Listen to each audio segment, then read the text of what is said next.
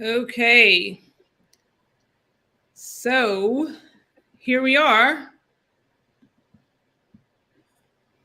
I don't know if I'm having streaming difficulties. There we are. Okay. I can see you. Can you see me? I can see you. I feel like I'm in a dungeon. Okay. We're going to also go live on Instagram now.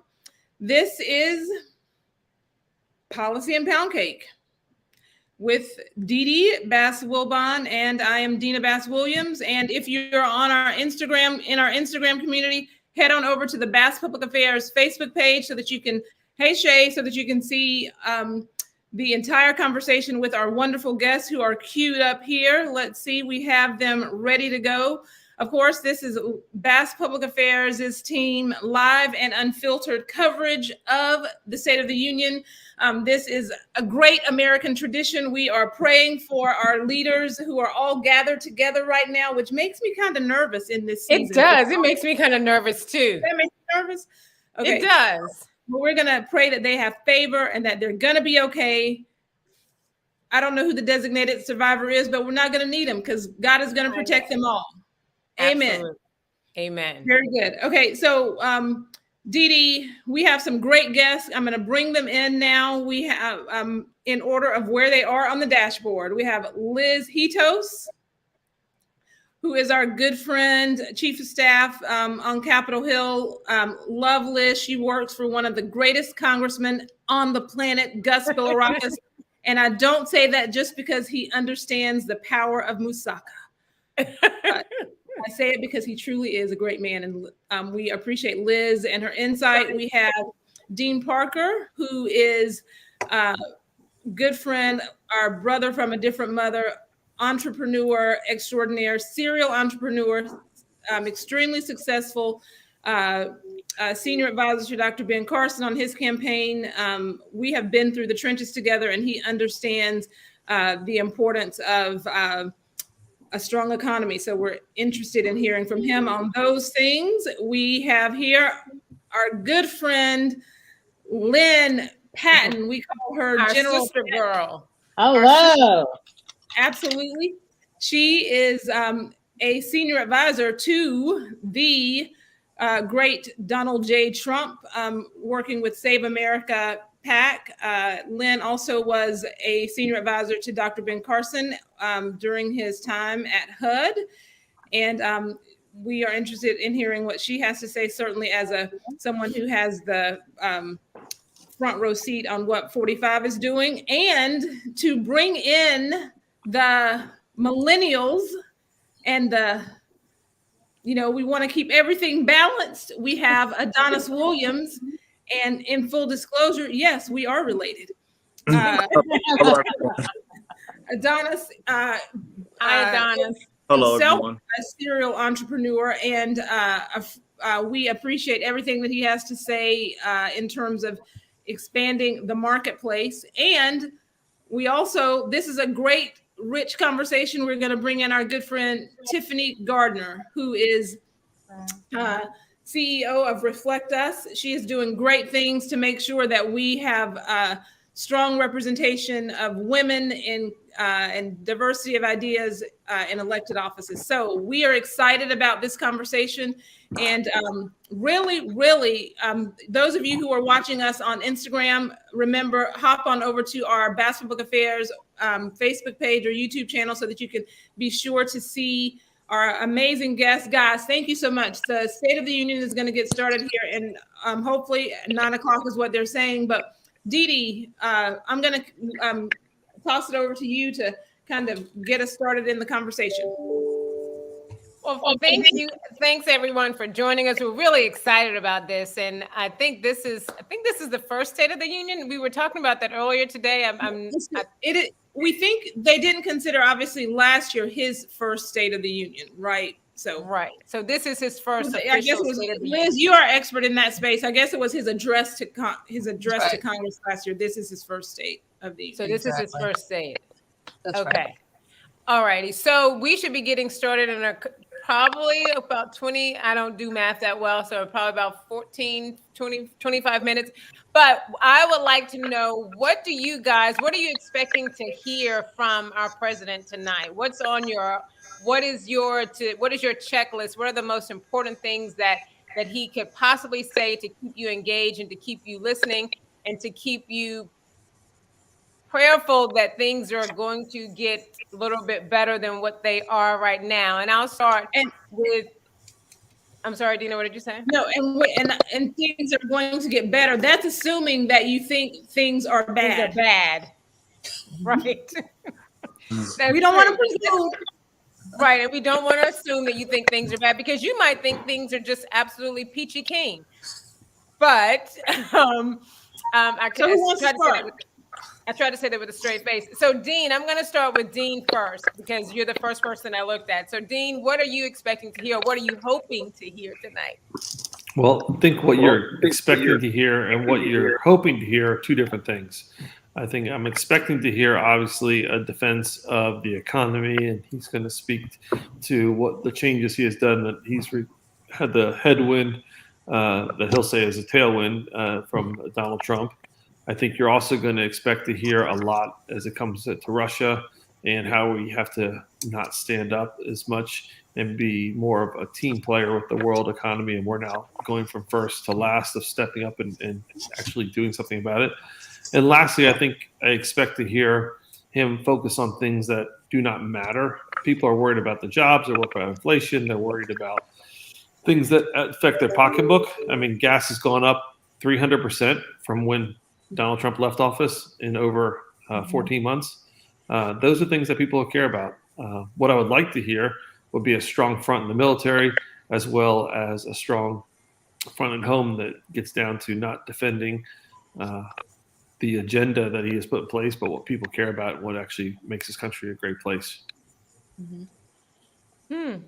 Okay. Liz, what about you? Yeah, I mean, what I would like to hear is what he's going to do to secure the border, stop the flow of illegal immigration, stop the flow of fentanyl. It's killing our kids. That's what I'd like to hear. My guess is you ain't going to hear anything about that. What I'd like to hear is how he's going to unleash American energy. I mean, my gosh, if anything has shown us the importance of being energy independent, what's happening currently with Russia and Ukraine. What are you going to do about that, President Biden? And what's your administration going to do about making us energy independent so we don't have to rely upon bad actors like Russia, so our allies don't have to rely upon bad actors like Russia? Tell us about how you're going to make us energy independent. My guess is you're not going to hear that either. And of course, just to, exactly what Dean said, what are you going to do to rein in inflation? What are you going to do to create jobs, not the sham numbers that they put up on a monthly basis? But what replicate or try and get close to what the historic numbers of the Trump administration. What are you going to do to create real jobs? What are you going to do to increase wages? What are you going to do to fight back the inflation? That's what I want to hear about. Let's see if he even broaches those subjects. Sadly, I don't think we're going to get any answers to those questions. But I'll be hopeful. No, what we may get is our mask taken off. Wow. We stopped that about 2 years ago in the South. Hopeful is a good thing. Tiffany, hello. How are you? Hello, how are you? I am great. So, Tiffany, let us know, what are you thinking? You are a mom and you have two amazing little people. What are you hoping to hear from our president tonight? Much like what the other two guests said, but in particular, I do want to hear about COVID and where we're going with COVID.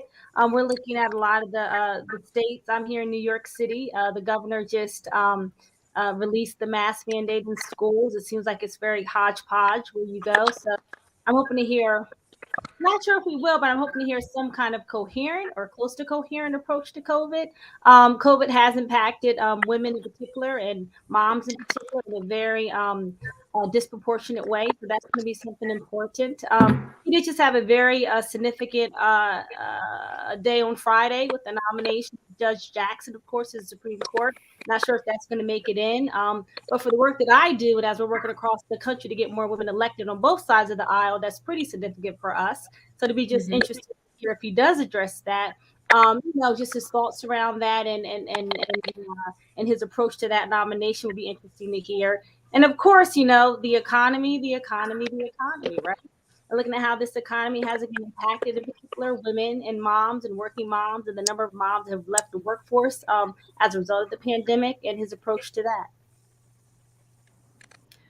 Okay, so we know that I think Kim Reynolds, of course, is giving the Republican response, governor from Iowa. So Adonis, in addition to what we might hear from President Biden, what should we hear in the Republican response? I think we should hear.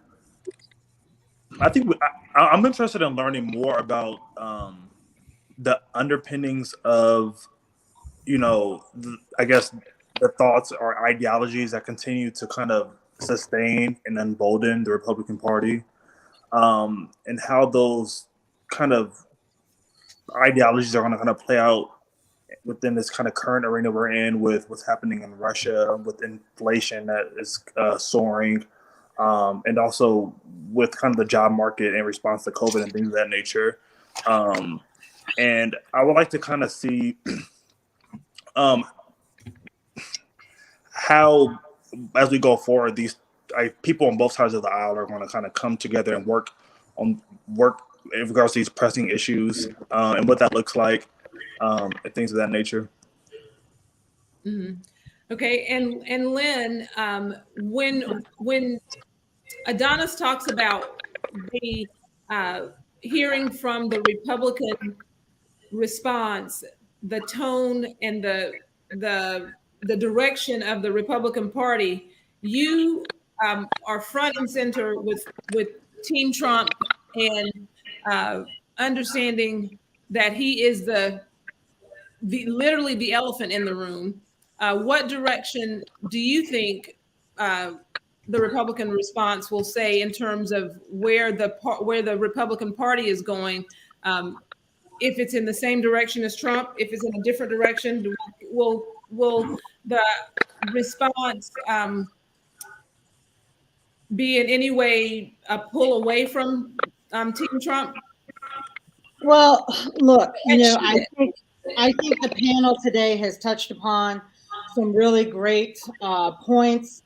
But as much as I wish we were having a different conversation and a different State of the Union, I think, honestly, the Babylon Bee summed it up best when they said that television could seriously just broadcast 90 minutes of an actual dumpster fire in lieu of the State of the Union, like a Christmas Yule log, because the country is doing so incredibly badly under Joe Biden. I can't possibly imagine what he's going to say tonight, or what accomplishments he's going to tout, other than the fact that, and I mean no disrespect, he stayed up until 9 p.m. to deliver this address tonight.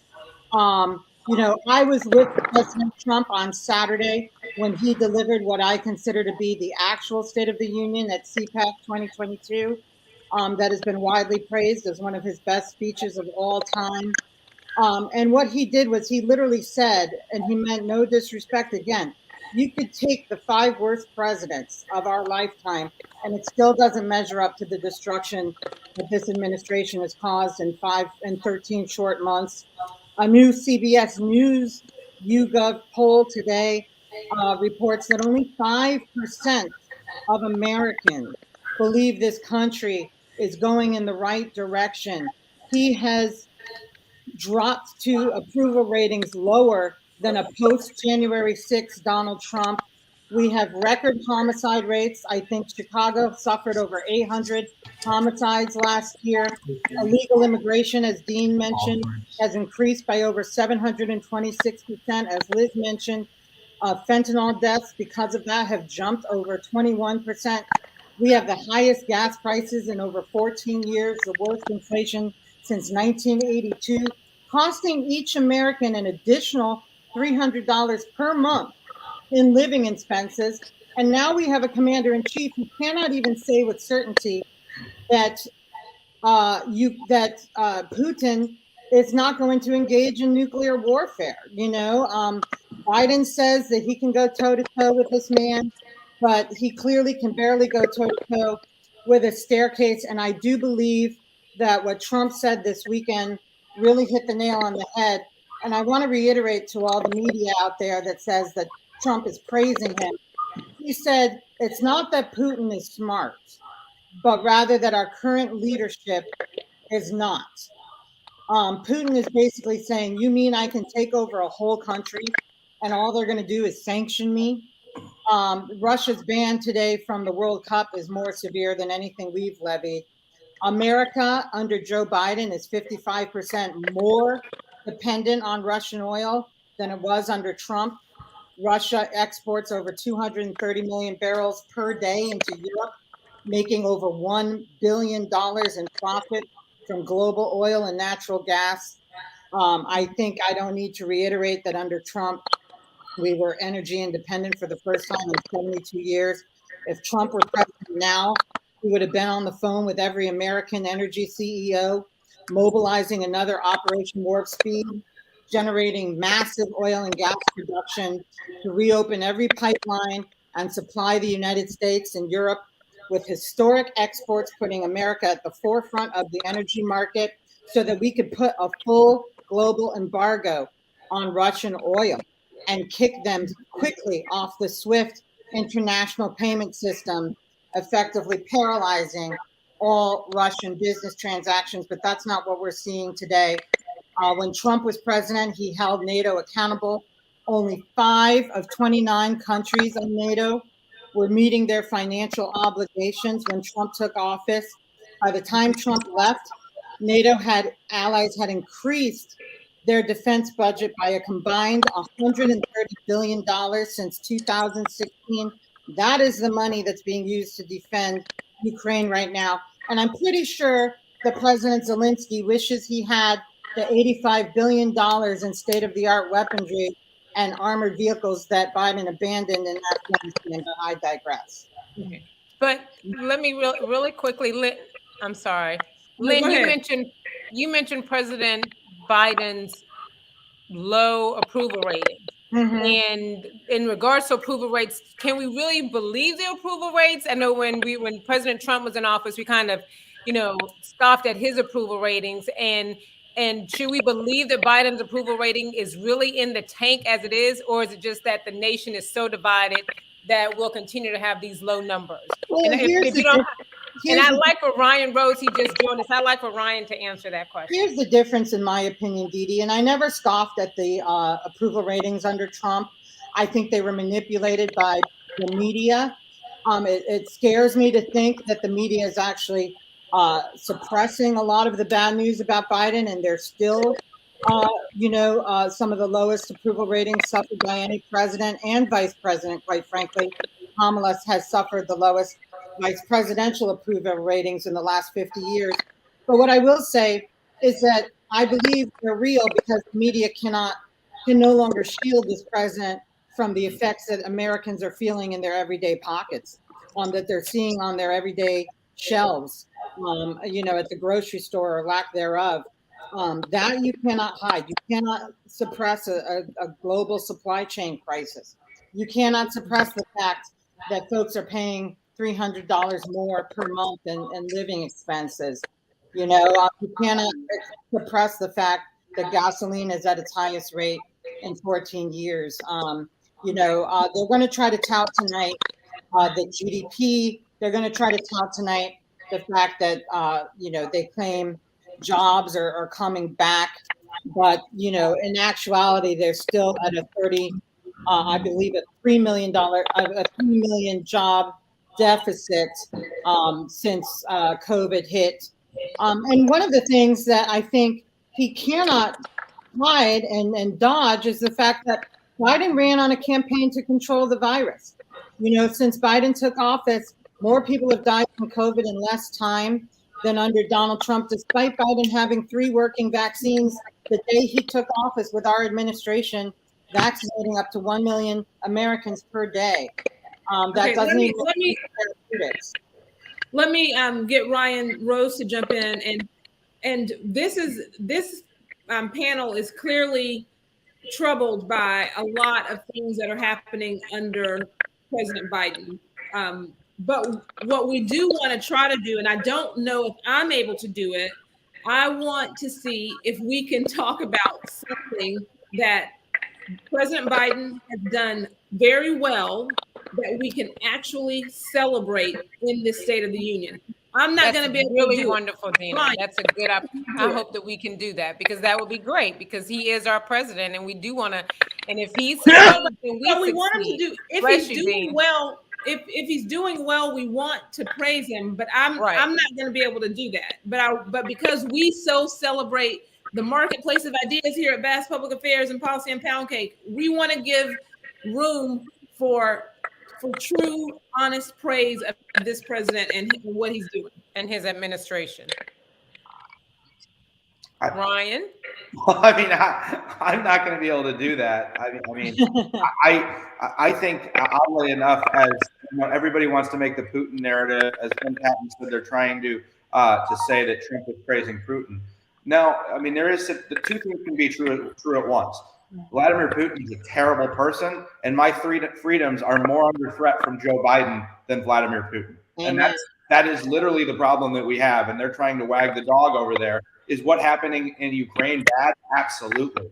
But what's happening in our country, you go down, I'm literally on a street and there are Humvees outside this Capitol because they're more scared of the people. What happened on January 6th was wrong. There's no threat right now. They're putting on a show and they're trying to lock this down, and they're more authoritarian in our Capitol. Just less than a month ago, okay, they literally shut down a business. They closed the doors, they took the cops in, they took everybody in to go shut down a business because they dared just have it open and say, we're not going to make you have proof of vaccination in Washington, D.C.'s capital. They issued fines, they issued everything else. He now is able to open back up again. What changed? A week after he was completely buried, they said, oh, we're lifting the vaccine mandate, we're lifting the max mandate. It's completely arbitrary. The science didn't change. The CDC coincided and actually colluded with the Biden people after a really bad poll came out on COVID. This is bad. Like, what we're looking at is systematically the absolute worst case scenario. I actually do believe Joe Biden's polls are fake. I don't believe they're as high as they are. I think it's worse.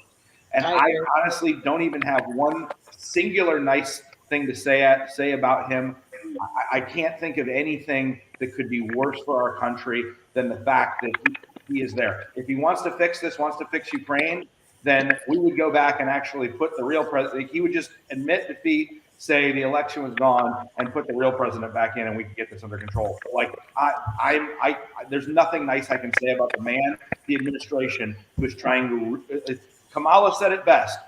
You got what you voted for, and they are actually trying to ruin this country, and it breaks my heart. Okay, now wait a minute. Let me say this. I have something for you, Dina. Okay, but I want to just point to what Ryan said. I can't believe, I have to believe that they are not trying to ruin the country. I think that they are doing a bad job and doing some ruination to the country, but I have to believe that their intent is not to ruin America. No one can be this incompetent, I don't believe. So go ahead. So do you think that they're, to say that they're purposely trying to run the country in the ground? Well, in their minds, if they make America at a level playing field with every other country, they don't want America to be a superpower. They want America to they rather than making every other country rise up to our level, they want to demote us. So yes, I totally agree with Ryan in that regard. That it's a deliberate effort on their part to really ruin our institutions. Not because they think that they're being bad, but because they think that they're being good. Same with fossil fuels. They think that by increasing the expenses in that and closing pipelines and reversing our oil and gas leases, that they will drive us towards electric energy.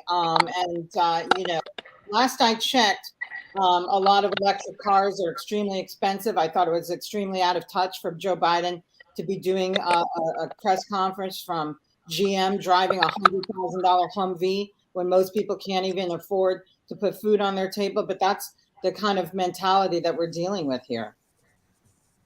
Right. So, Dean, I can answer your question. I have a good thing Joe Biden has done. When we came into this election, we were very fractured among conservatives and moderates, and everybody, my own household was divided on who to vote for.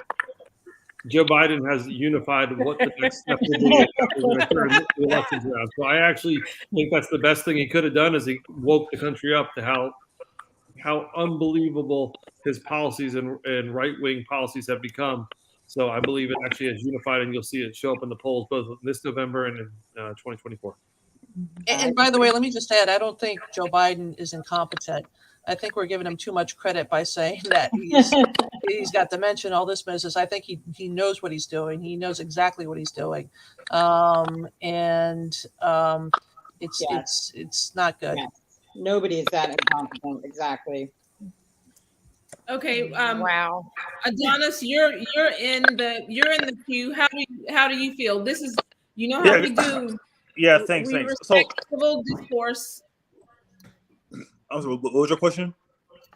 How do you feel about what the state of America is? What is the state of this union? Yeah, good question. I think perhaps we can spend many hours discussing the shortcomings of both administrations and the extent to which they should or should not have did this or that. But I think what compels us in this current moment is to consider how people from both sides of the aisle can come together and address these very pressing issues. I think everyone on this panel so far have discussed at length the pressing issues that we as a country face, and also issues that the world faces, right? And because this current administration is not going anywhere, right?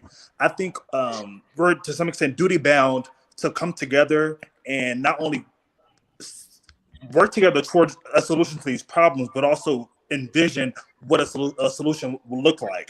I think we as a people, we do ourselves a disservice when we busy ourselves with kind of critiquing or highlighting the shortcomings of this administration or this person, when in fact the real work, right, is, well, what can we do to get to this common and shared goal? And I think everyone on this call might agree that we all are interested in a better quality of life, right? As Lynn mentioned, there are people who, don't have enough money to put food on the table, right? So the question we have now is, well, what does that look like for people on both sides of the aisle to come together and create a policy, right, or create something that can help improve that problem that we as a country is experiencing, right? And I think when we have these discussions that at times can be highly polarizing, we have to think about, it's one thing to talk about a problem, but it's another thing to talk about the root causes of that problem. And I'm not convinced that the root cause of any of these issues we've discussed relies on one person, right? And I think we all can agree on that, right? We have to consider the structural, right, conditions and factors that are at play that have caused these problems that we are now confronting as both a country and a world. So I hope that in the State of the Union today, not only will Biden hopefully kind of address these issues, but perhaps consider some of the solutions to these problems. And what does diplomacy look like in this current moment? What does it mean to even the playing field, right? What does it mean to provide resources to people who need it the most, right? And these types of conversations are more uniquely tied to the human condition, and they're devoid of politics. Why? Because again, we're interested in improving the quality of life for us, and also addressing these issues that, again, we're facing as a country and as a world. So that's what I'm looking to see this evening. Thank you, Adonis. Thank you. You guys, it's actually 9:01, and I'm looking at my television, and the State of the Union is actually about to get started. So, yes, we want to say thank you all so much for joining us. I think some of you are coming back afterwards. Yes, and it will be more spirited when we actually have something to talk about, something to evaluate. So I hope that you will all log back in. Dee Dee and I are going to be right here watching the State of the Union. We're going to go to the White House's YouTube channel. So check it out. But we appreciate this conversation. we desperately want to curate conversations that allow people to express their views. We don't make any, we do not pretend what team we're on. Okay. We don't. But we do, really, like Adana said, we do hope and pray that tonight there's some solutions that are given that we can all kind of champion and support, because we all love America and we want this to be we want it to be better, and we want it to be where we can all flourish and grow and be happy and not be putting a whole bunch of money in our gas tanks like I have been the last couple of days. I'm like, oh my God. so I just want to say that I'll be watching Inventing Anna on Netflix. At least she's calling people for money and not votes. I can't watch somebody who's lying to me for a full hour. All right. Very good. Well, if you can join us back, this is the same link. Log back in after the conversation, after the State of the Union. Thank you all so much. Thank you guys. Thank you so much. Bye guys. Good luck. Let me turn my TV up because I can't hear.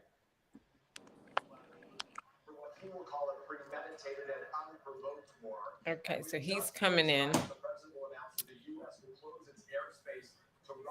Yep. That was good.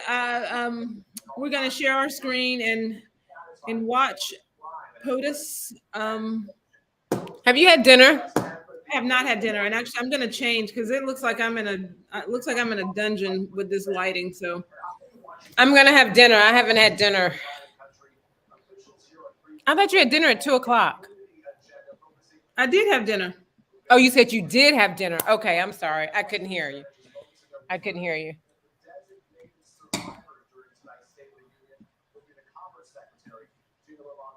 There is a designated survivor. There always is. We just hope they don't have to use it. The Commerce Secretary. Yes, hopefully we won't have to use it. So. And of course, that location is completely unknown. Yes, it is. So, can you hear my television? Is it too loud? Yeah, you need to turn your television down. We're going to stream it right here. I guess the networks are showing the intro, the walk-in. Here we go. They're showing Peter Engel right now. I think this is a little delayed. God bless America, the greatest union on the planet. It is. I know it is, but just when you sound like I don't know. It is. It really is. You sound like a school teacher or someone, but that's great. So the question is, okay, first of all, I really don't know what's happening with this lighting. This is normally not this awful. I'm gonna actually hide my screen so that I can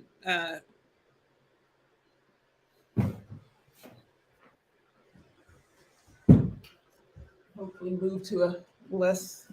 I can't hear it. So when you come back on, I'm gonna just had a conversation. He's coming in, or they're announcing him. No, yes, that is him. Yeah, I think the White House will. Major General William Walker is. There we go. The White House's audio is up now. We're gonna move over here.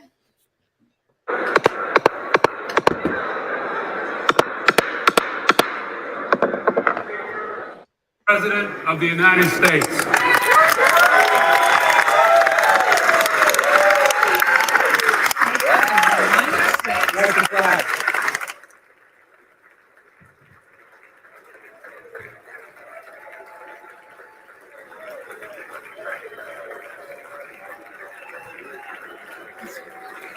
Dean, I'm gonna hide my screen for a minute because I'm gonna just grab my dinner really quickly. Okay. But I'll be right back. And remember to mute yourself as well. I don't want you and Dave to start having random conversation.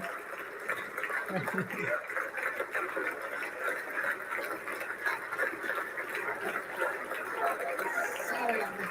if you're on Instagram with us, you can log on over to our Basketball Affairs Facebook page because we are watching the State of the Union live over there.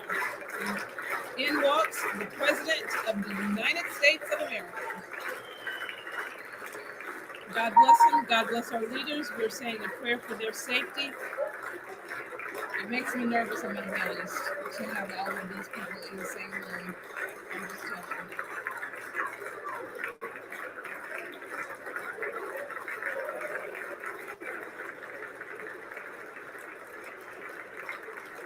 Is it walking in?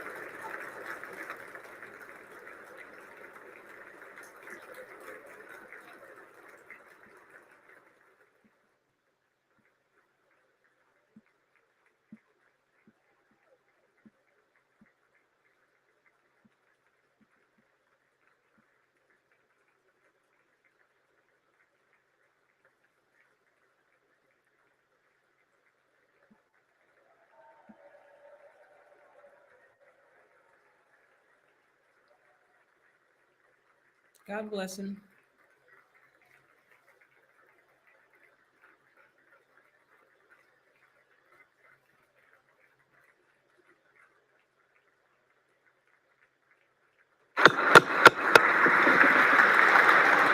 Members of Congress, I have the high privilege and distinct honor of presenting to you the President of the United States.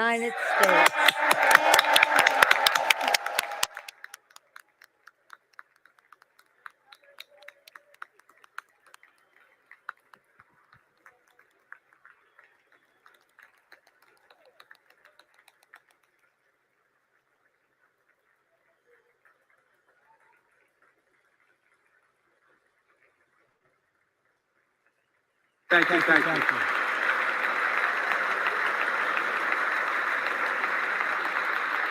Thank you all very much. Thank you, gentlemen. Thank you.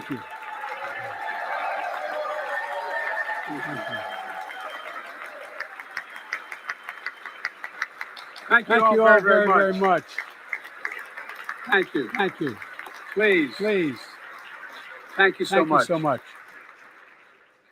Madam Speaker, Madam Vice President, our First Lady and Second Gentleman, members of Congress and the Cabinet, Justices of the Supreme Court, my fellow Americans. Last year, COVID-19 kept us apart. This year, we're finally together again. Tonight,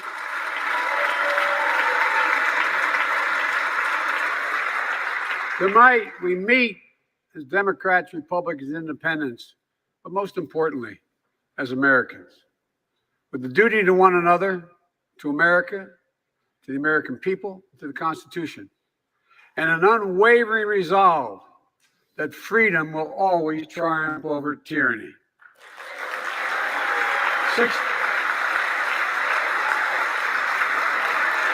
Thank you.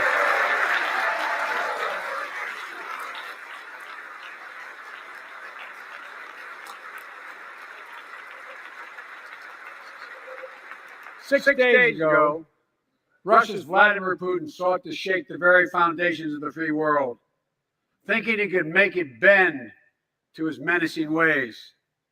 But he badly miscalculated. He thought he could roll into Ukraine and the world would roll over.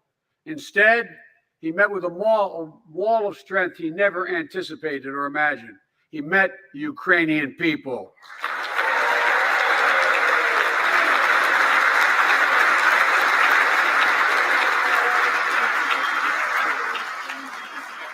From President Zelensky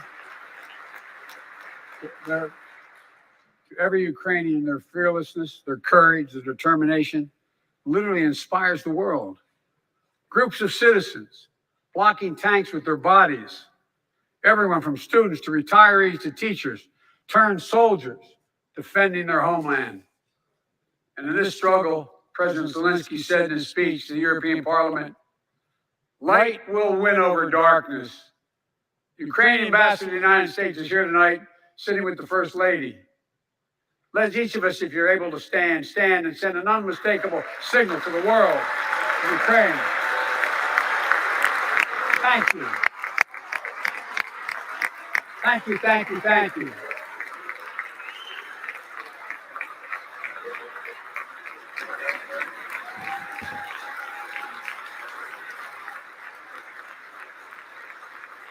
She's bright, she's strong, she's resolved.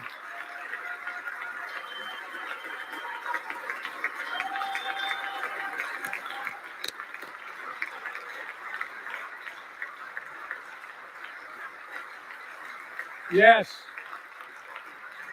We, the United States of America, stand with the Ukrainian people. Throughout our history, we've learned this lesson. When dictators do not pay a price for their aggression, they cause more chaos.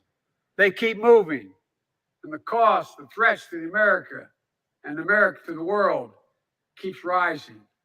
That's why the NATO alliance was created, to secure peace and stability in Europe after World War II. The United States is a member, along with 29 other nations. It matters. American diplomacy matters. American resolve matters. Putin's latest attack on Ukraine was premeditated and totally unprovoked. He rejected repeated efforts at diplomacy. He thought the West and NATO wouldn't respond. He thought he could divide us at home, in this chamber, in this nation. He thought he could divide us in Europe as well. But Putin was wrong. We are ready. We are united, and that's what we did. We stayed united. We prepared extensively and carefully. We spent months building coalitions of other freedom-loving nations in Europe and the Americas, from America to the Asian and African continents, to confront Putin. Like many of you, I spent countless hours unifying our European allies. We shared with the world in advance what we knew Putin was planning, and precisely how we would try to falsify and justify his aggression. We countered Russia's lies with the truth. And now that he's acted, the free world is holding him accountable, along with 27 members of the European Union, including France, Germany, Italy, as well as countries like the United Kingdom, Canada, Japan, Korea, Australia, New Zealand, and many others, even Switzerland, are inflicting pain on Russia and supporting the people of Ukraine. Putin is now isolated from the world more than he has ever been. Together,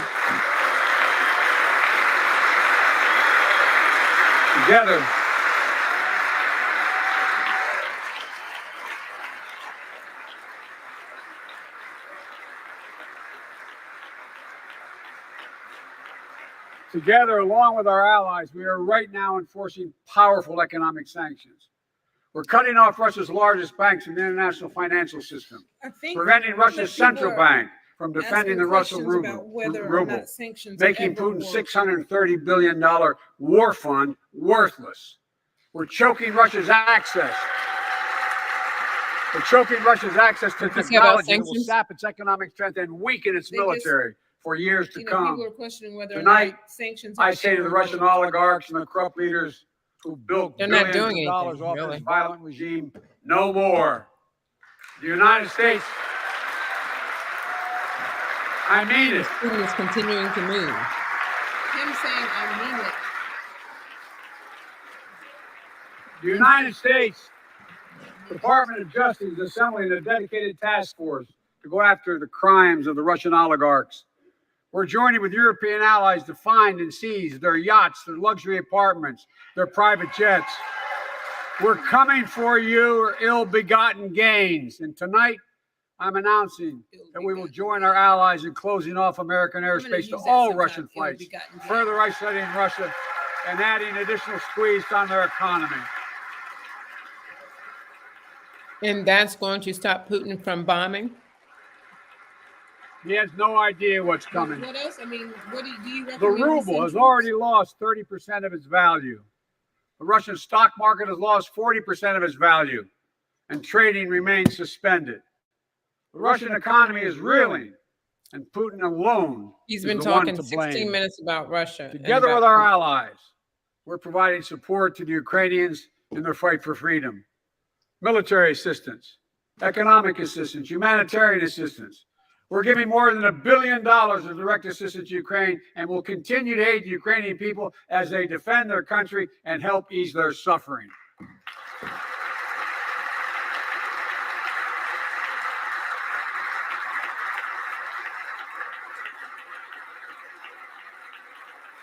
But let me be clear. Our forces are not engaged and will not engage in the conflict with Russian forces in Ukraine. Our forces are not going to Europe to fight Ukraine, but to defend our NATO allies in the event that Putin decides to keep moving west. For that purpose, we have mobilized American ground forces, air squadrons, ship deployments to protect NATO countries, including Poland, Romania, Latvia, Lithuania, and Estonia. And as I've made crystal clear, the United States and our allies will defend every inch of territory that is NATO territory with the full force of our collective power. Every single inch.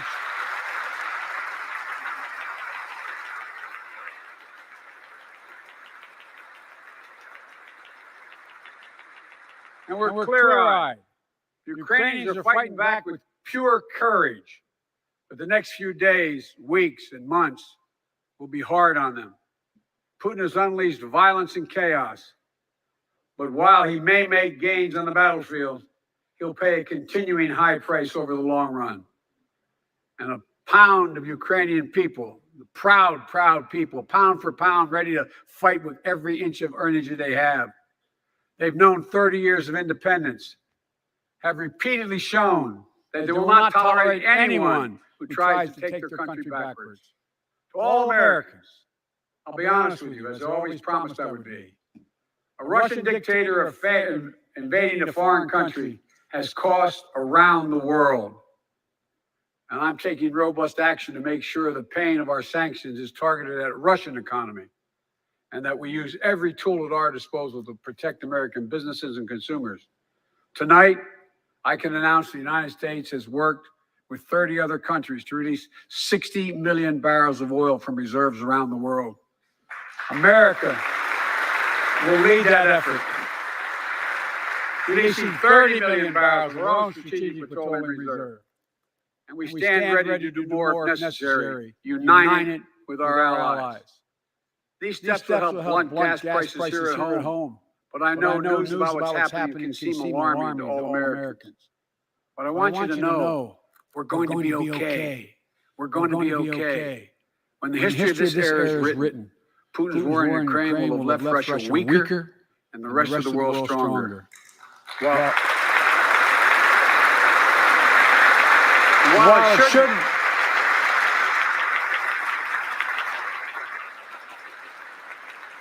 While it shouldn't have taken something so terrible for people around the world to see what's at stake, now everyone sees it clearly.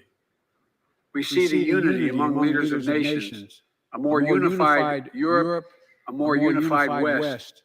We see unity among the people who are gathering in cities and large crowds around the world, even in Russia, to demonstrate their support for the people of Ukraine. In the battle between democracy and autocracies, democracies are rising to the moment, and the world is clearly choosing the side of peace and security.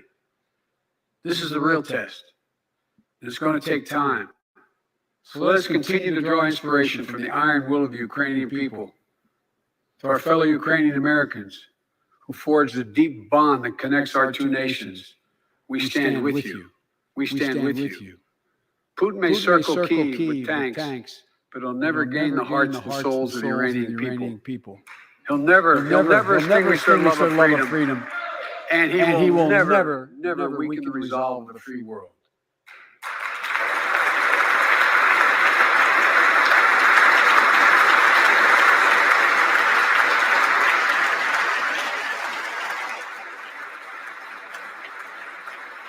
We meet tonight in an America who has lived through two of the hardest years this nation has ever faced. The pandemic and so many families are living paycheck to paycheck, struggling to keep up with the rising cost of food, gas, housing, and so much more. I understand, like many of you did. My dad had to leave his home in Scranton, Pennsylvania to find work.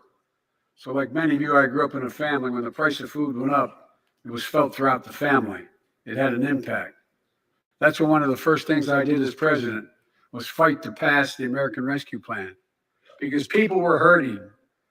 We needed to act, and we did. Few pieces of legislation have done more at a critical moment in our history to lift us out of a crisis. It fueled our efforts to vaccinate the nation and combat COVID-19, delivered immediate economic relief to tens of millions of Americans. It helped put food on the table. Remember those long lines of cars waiting for hours just to get a box of food put in their trunk? It cut the cost of healthcare insurance. And as my dad used to say, it gave people just a little bit of breathing room. Unlike the $2 trillion tax cut passed in the previous administration that benefited the top 1% of Americans, the American Rescue Plan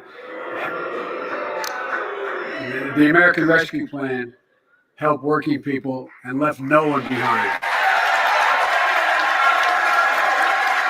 Folks,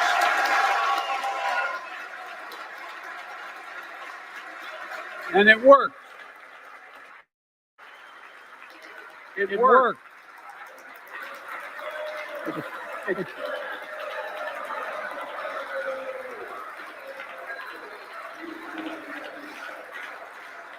It worked.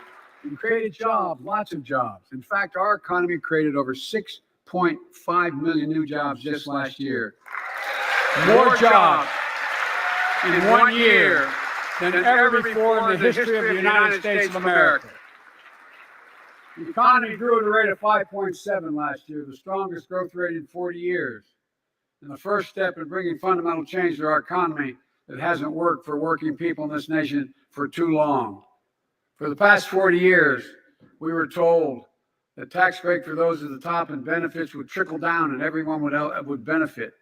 But that trickle-down theory led to a weaker economic growth, lower wages, bigger deficits, and a widening gap between the top and everyone else in nearly a century. Look, Vice President Harris and I ran for office, and I realized we had fundamental disagreements on this, but ran for office with a new economic vision for America. Invest in America. Educate Americans. Grow the workforce. Build the economy from the bottom up and the middle out, not from the top down. Because we know. Because we know.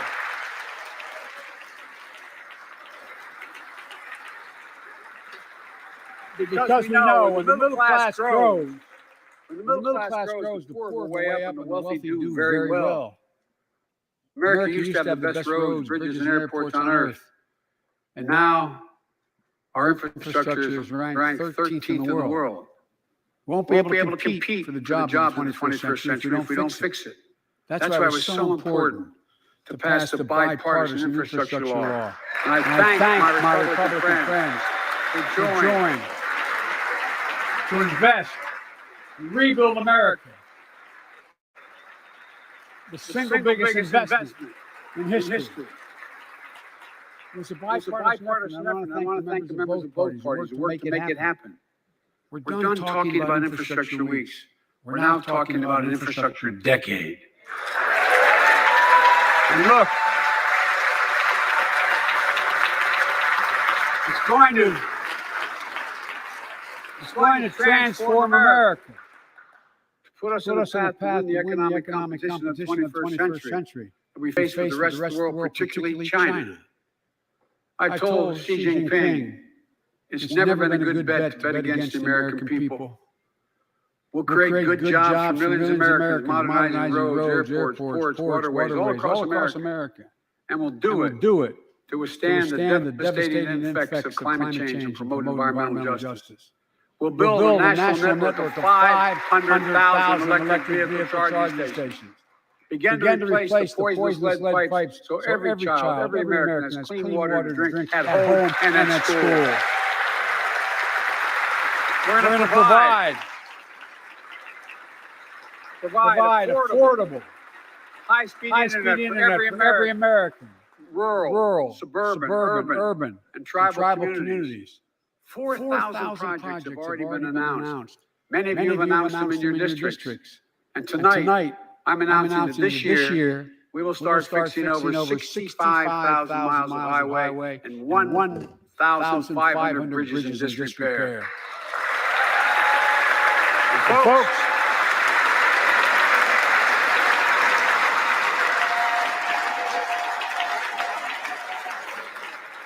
when we use taxpayers' dollars to rebuild America, we're going to do it by buying America. Buy American products. Support American jobs. The federal government spends about $600 billion a year to keep this country safe and secure. There's been a law on the books for almost a century to make sure taxpayers' dollars support American jobs and businesses.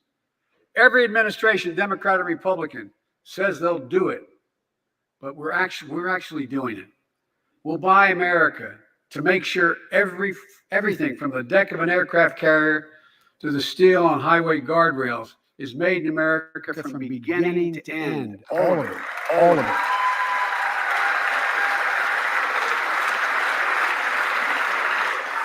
But folks, to compete for the jobs of the future, we also need a level playing field with China and other competitors. That's why it's so important to pass the Bipartisan Innovation Act sitting in Congress that will make record investments in emerging technologies and American manufacturing. We used to invest almost 2% of our GDP in research and development. We don't now. Can't. China is. Let me give you one example why it's so important to pass. If you travel 20 miles east of Columbus, Ohio, you'll find 1,000 empty acres of land. It won't look like much, but if you stop and look closely, you'll see a field of dreams. The ground on which America's future will be built. That's where Intel, the American company that helped build Silicon Valley, is going to build a $20 billion semiconductor megasite. Up to 8 state-of-the-art factories in one place. 10,000 new jobs. And in those factories, the average job about $135,000 a year. Some of the most sophisticated manufacturing in the world to make computer chips the size of a fingertip that power the world in everyday lives. From smartphones, technology, the internet, technology is yet to be invented. But that's just the beginning. Intel CEO Pat Gelsinger, who's here tonight. I don't know where Pat is. Pat, there you go, Pat. Stand up.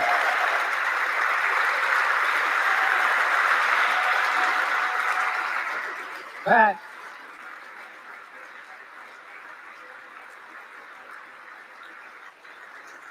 Pat came to see me and he told me they're ready to increase their investment from $20 billion to $100 billion. That would be the biggest investment in manufacturing in American history. And all they're waiting for is for you to pass this bill. So let's not wait any longer. Send it to my desk, I'll sign it, and we'll really take off in a big way. Folks, Intel is not alone. There's something happening in America. Just look around, you'll see an amazing story. The rebirth of pride that comes from stamping products made in America. The revitalization of American manufacturing.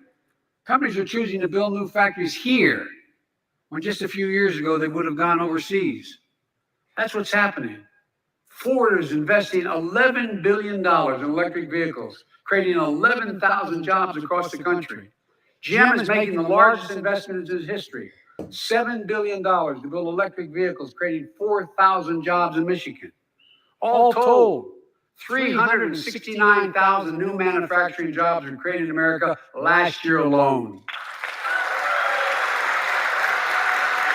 Folks,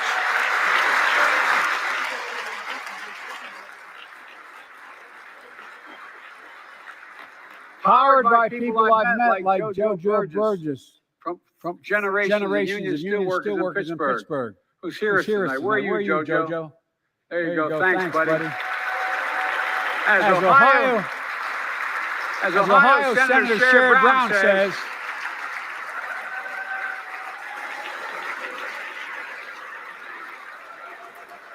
And Sherrod Brown says it's time to bury the label Rust Belt.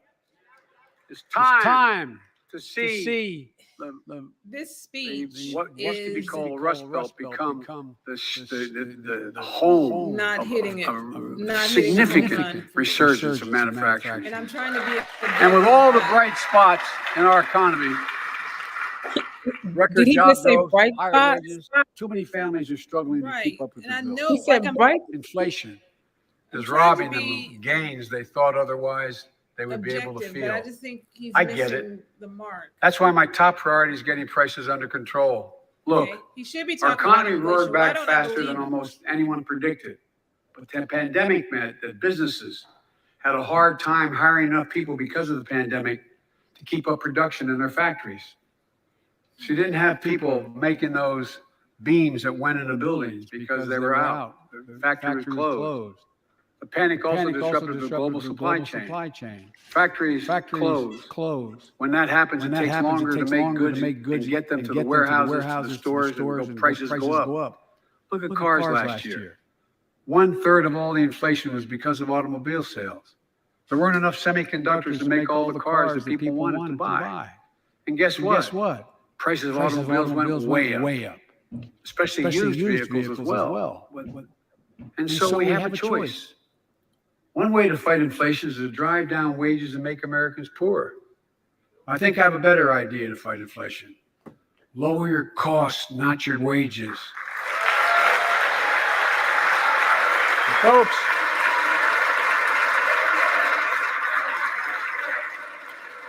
Did he say lower your cost?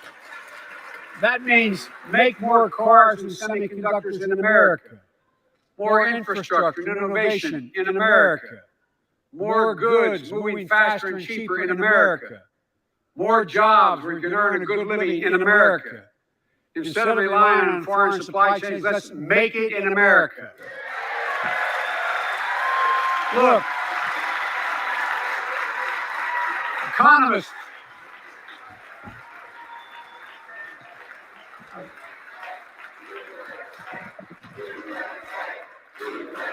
Now that's interesting.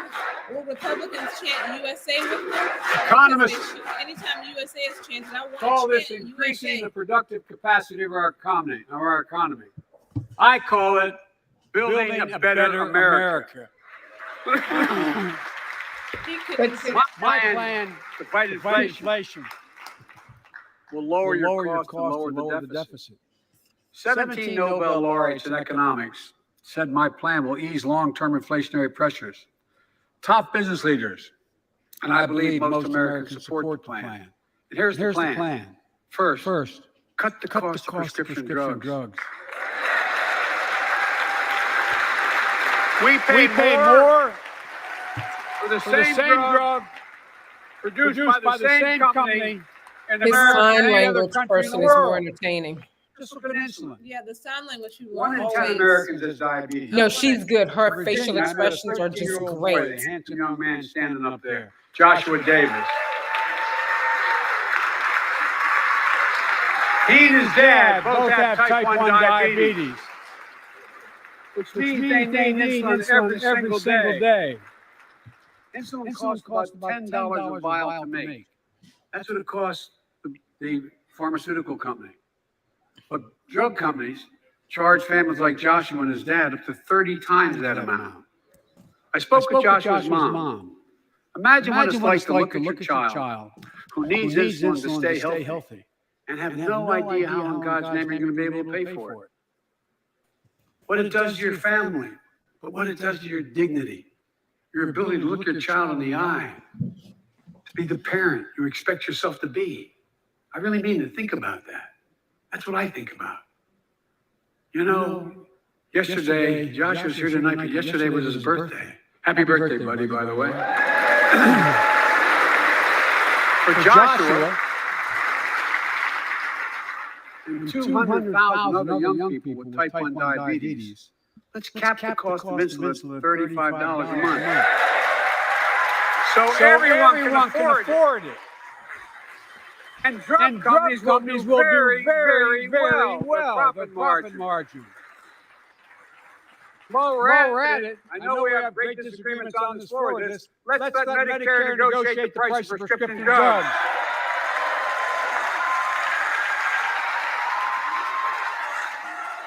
They already set the price for VA drugs. Look, the American Rescue Plan is helping millions of families with Affordable Care Act plans to save them $2,400 a year on their health premiums. Let's close the coverage gap and make these savings permanent. And second, let's cut energy costs for families.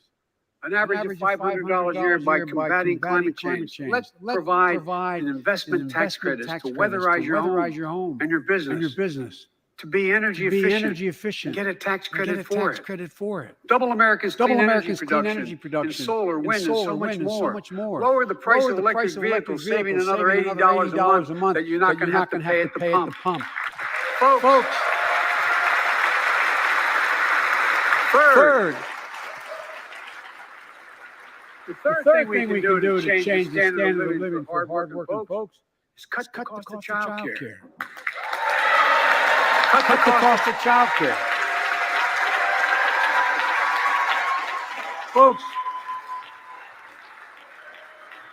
if you live in a major city in America, you pay up to $14,000 a year for child care per child. I was a single dad for 5 years, raising 2 kids. I had a lot of help, though. I had a mom, a dad, a brother, and a sister that really helped. But middle class and working folks shouldn't have to pay more than 7% of their income to care for their young children. My plan would cut the cost of child care in half for most families. And help parents, including millions of women who left the workforce during the pandemic because they couldn't afford child care, to be able to get back to work, generating economic growth. But my plan doesn't stop there. It also includes home and long-term care, more affordable housing, pre-K for 3 and 4-year-olds. All these will lower costs for families. Under my plan, nobody, let me say this again, nobody earning less than $400,000 a year will pay an additional penny in new taxes. Not a single penny. That's magic math. I may be wrong. But my guess is if we took a secret ballot in this floor, that we'd all agree that the present tax system ain't fair. We have to fix it. I'm not looking to punish anybody. But let's make corporations and wealthy Americans start paying their fair share. Look, last year,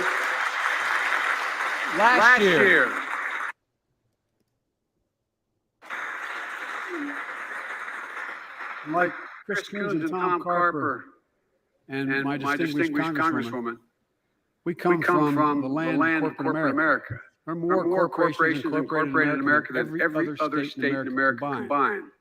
And I still won 36 years in a row. The point is, even they understand they should pay just a fair share. Last year, 55 of the Fortune 500 companies earned $40 billion in profit and paid zero in federal taxes. Now look, it's not fair. That's why I proposed a 15% minimum tax rate for corporations. And that's why in the G7 and other meetings overseas, I was able to be somewhat helpful. 130 countries agree on a global minimum tax rate. So companies can't get out of paying their taxes at home by shipping jobs and factories overseas. It'll raise billions of dollars. That's why I propose closing loopholes for the very wealthy who pay a lower tax rate than a teacher and a firefighter. So that's my plan, but we have more detail later.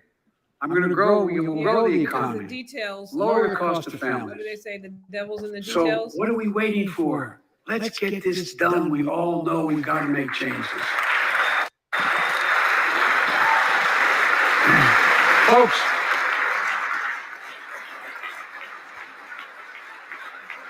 and while you're at it, confirm my nominees for the Federal Reserve.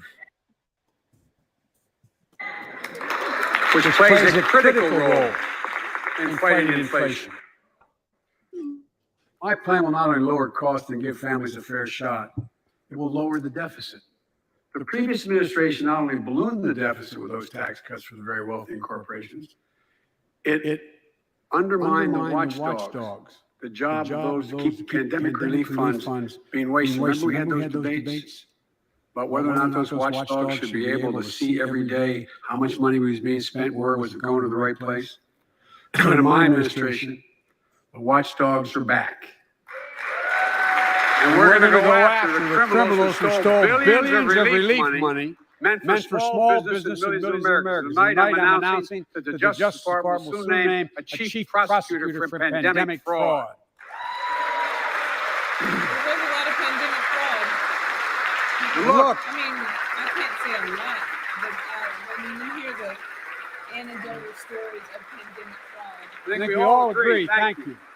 By the end of this year, the deficit will be down to less than half of what it was before I took office. The only president ever to cut the deficit by more than $1 trillion in a single year. Lowering your costs also meant demanding more competition. I'm a capitalist. But capitalism without competition is not capitalism. Capitalism without competition is exploitation. It drives up profits. Corporations have to compete. Their profits go up and your prices go up when they don't have to compete. Small businesses and family farmers and ranchers, I need not tell some of my Republican friends from those states. Guess what? You got four basic meat packing facilities. That's it. You play with them, you don't get to play at all. And you pay a hell of a lot more. Because there's only four. See what's happening with ocean carriers moving goods in and out of America. During the pandemic, about half a dozen or less foreign-owned companies raised prices by as much as 1,000% and made record profits. Tonight, I'm announcing a crackdown on those companies overcharging American businesses and consumers. Folks,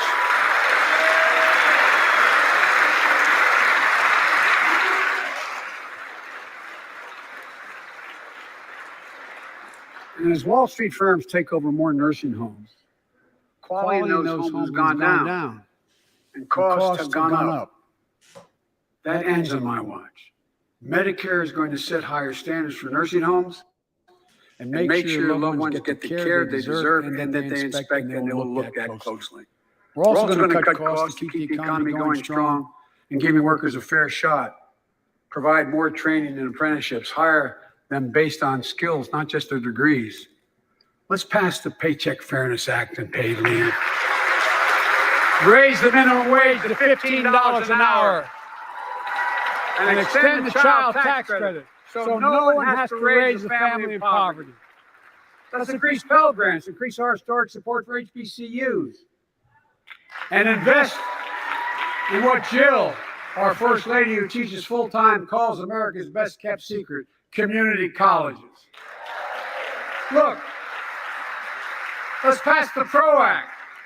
When a majority of workers want to form a union, they shouldn't be able to be stopped. When we invest in our workers and we build an economy from the bottom up and the middle out together, we can do something we haven't done in a long time. Build a better America. For more than 2 years, COVID has impacted every decision in our lives and the life of this nation. And I know you're tired, frustrated, and exhausted.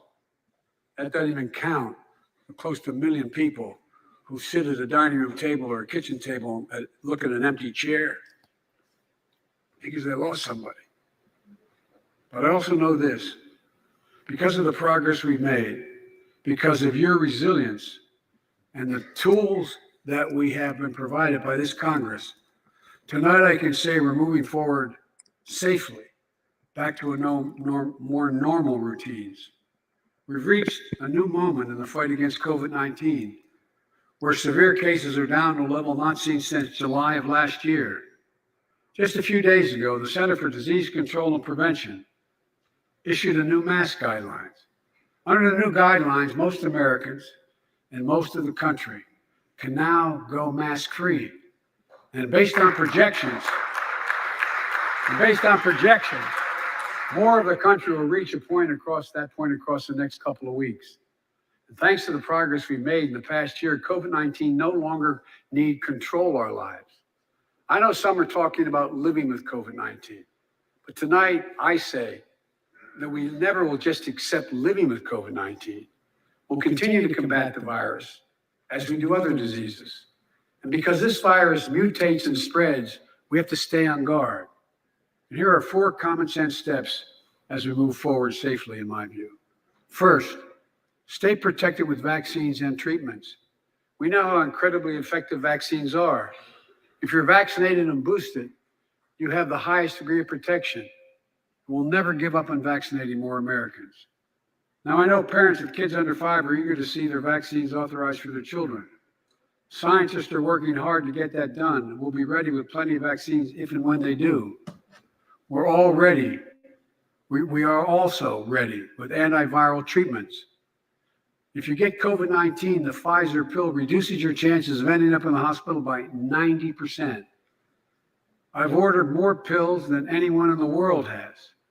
Pfizer's working overtime to get us 1 million pills this month and more than double that next month. And now we're launching the Test to Treat initiative. So people can get tested at a pharmacy, and if they prove positive, receive the antiviral pills on the spot at no cost. Folks, if you're immunocompromised or have some other vulnerability, we have treatments and free high-quality masks. We're leaving no one behind or ignoring anyone's needs as we move forward. On testing, we've made hundreds of millions of tests available, and you can order them for free to your doorstep. And we've already ordered free tests. You already ordered free tests tonight. I'm announcing you can order another group of tests. Go to covidtest.gov starting next week, and you can get more tests. Second, we must prepare for new variants. Over the past, we've gotten much better at detecting new variants. If necessary, we'll be able to develop new vaccines in 100 days instead of maybe months or years. And if Congress provides the funds we need, we'll have new stockpiles of tests, masks, pills ready if needed. I can't promise a new variant won't come, but I can promise you we'll do everything within our power to be ready if it does. Third,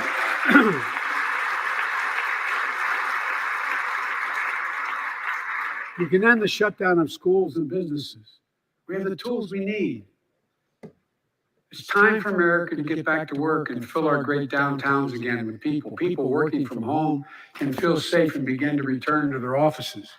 We're doing that here in the federal government. The vast majority of federal workers will once again work in person. Our schools are open. Let's keep it that way. Our kids need to be in school.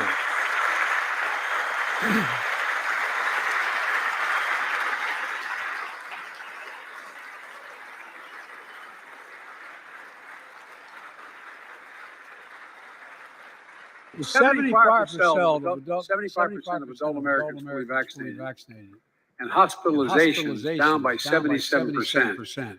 Most Americans can remove their masks and stay in the classroom and move forward safely. We achieved this because we provided free vaccines, treatments, tests, and masks. Of course, continuing this costs money. So I'll not surprise you, I'll be back to see you all. And I'm going to soon send a request to Congress. The vast majority of Americans have used these tools and may want again. We may need them again. So I expect Congress, and I hope we'll pass that quickly. Fourth, we'll continue vaccinating the world. We've sent 475 million vaccine doses to 112 countries, more than any nation on earth. We won't stop. Because you can't build a wall high enough to keep out a vaccine. The vaccine can stop the spread of these diseases. You know, we've lost so much in COVID-19. Time with one another. The worst of all, much the loss of life. Let's use this moment to reset. So stop looking at COVID as a partisan dividing line. see it for what it is, a god-awful disease. Let's stop seeing each other as enemies and start seeing each other for who we are, fellow Americans. Look.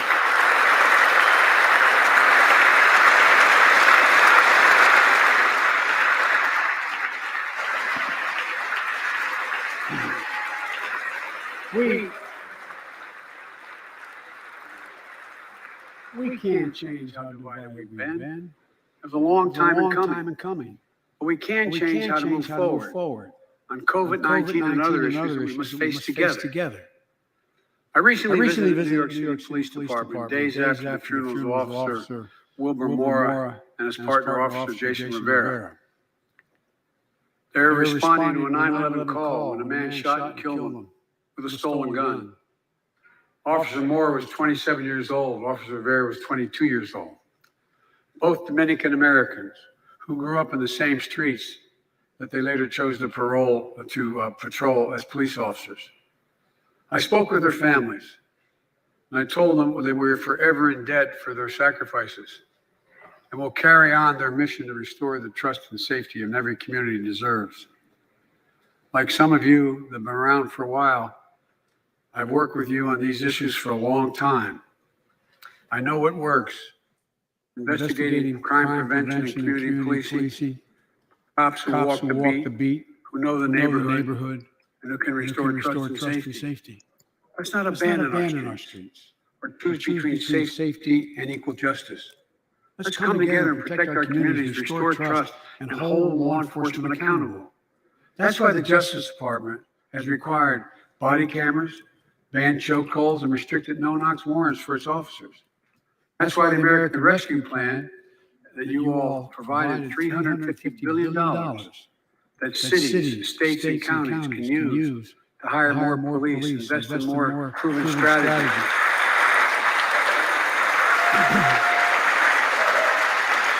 Proven strategies like proven strategies like community violence interruption, trusted messengers, breaking the cycle of violence and trauma, and giving young people some hope. We should all agree the answer is not to defund the police, it's to fund the police. Fund them. Fund them.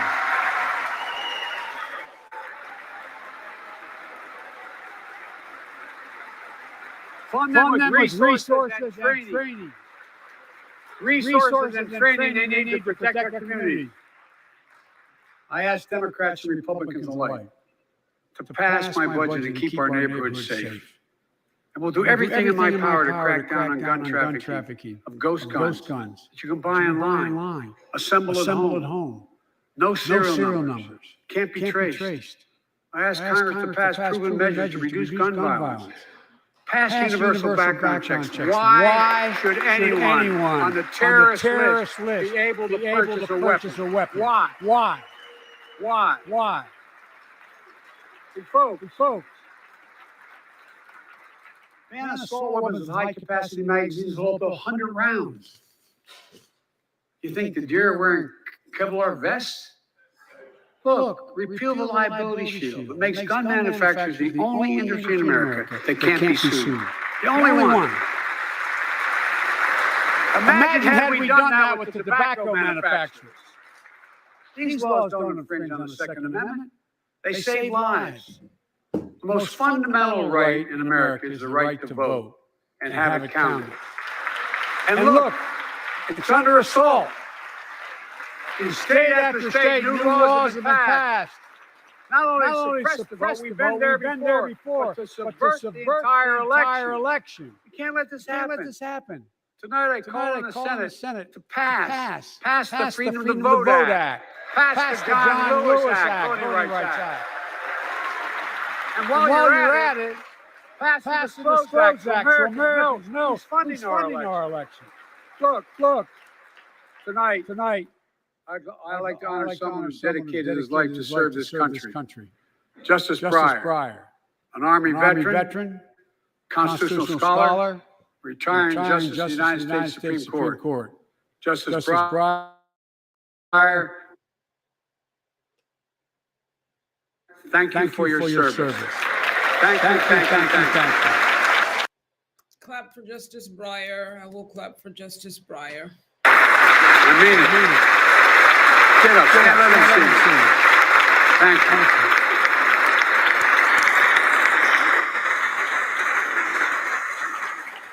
you. We all know, no matter what your ideology, we all know one of the most serious constitutional responsibilities a president has is nominating someone to serve on the United States Supreme Court. As I did 4 days ago, I've nominated the Circuit Court of Appeals, Ketanji Brown Jackson, one of our nation's top legal minds, who will continue in Justice Breyer's legacy of excellence. A former top litigator in private practice, a former federal public defender, from a family of public school educators and police officers. She's a consensus builder. Since she's been nominated, she's received a broad range of support, including the Fraternal Order of Police and former judges supported by Democrats and Republicans. Folks, if we're to advance liberty and justice, we need to secure our border and fix the immigration system.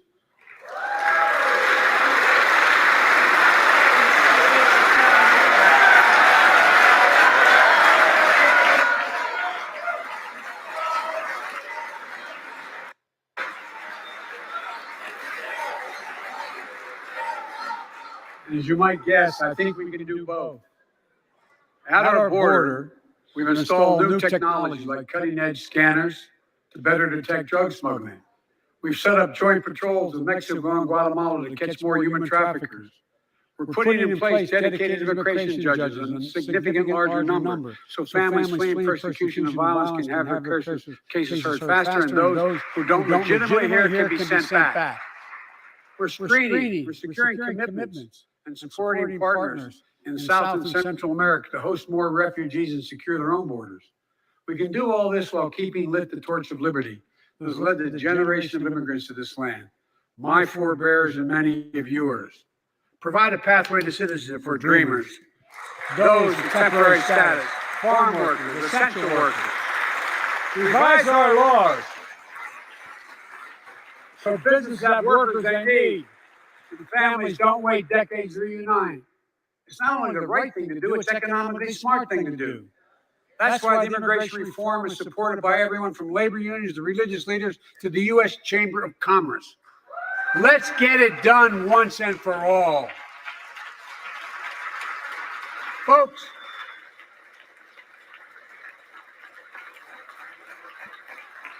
advancing liberty and justice also requires protecting the rights of women. The constitutional right affirmed by Roe v. Wade, standing precedent for half a century, is under attack as never before. If you want to go forward, not backwards, we must protect access to health care, preserve a woman's right to choose, and continue to advance maternal health care for all Americans. Abortion is not healthcare. And folks, for our LGBTQ plus Americans, let's finally get the Bipartisan Equality Act to my desk. The onslaught of state laws targeting transgender Americans and their families. It's simply wrong. And I said last year, especially to our younger transgender Americans, I'll always have your back as your president so you can be yourself and reach your God-given potential. Folks,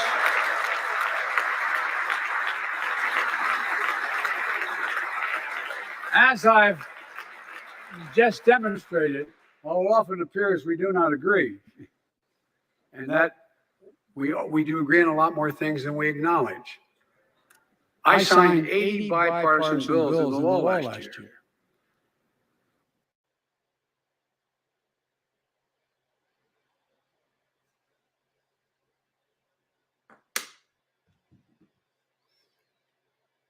From preventing government shutdowns, protecting Asian Americans from still too common hate crimes, to reforming military justice, and will soon be strengthening the Violence Against Women Act that I first wrote 3 decades ago. It's important.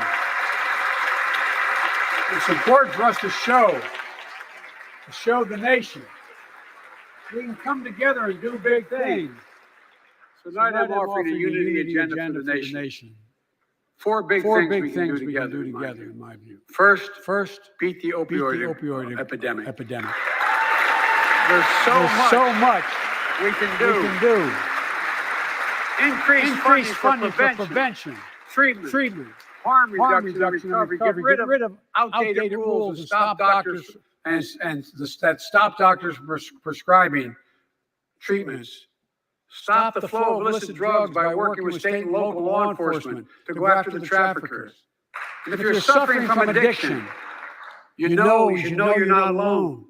I believe in recovery, and I celebrate the 23 million Americans in recovery. I think many Second, handling let's take on mental health, about abortion. especially among our children whose lives and education have been turned upside down. American Rescue Plan gave schools money to hire teachers and help students make up for lost learning. I urge every parent to make sure your school does just that. Have the money. We can all play a part. Sign up to be a tutor or a mentor. Children were also struggling before the pandemic: bullying, violence, trauma, and the harms of social media. As Frances Haugen, who is here tonight with us, has shown, we must hold social media platforms accountable for the national experiment they're conducting on our children for profit.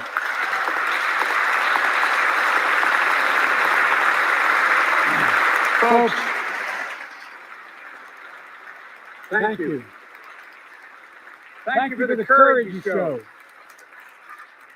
It's time to strengthen privacy protections, ban targeted advertising to children, demand tech companies stop collecting personal data on our children, and let's get all Americans the mental health services they need.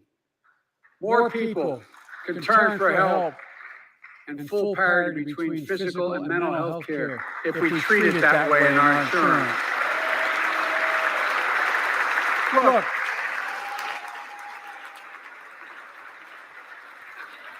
the third piece of that agenda is support our veterans. Veterans are the backbone and the spine of this country. They're the best of us. I've always believed that we have a sacred obligation to equip those we send to war and care for those in their family when they come home.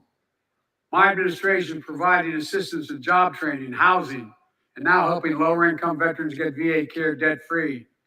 And our troops in Iraq and Afghanistan have faced many dangers, one being stationed at bases breathing in toxic smoke from burn pits.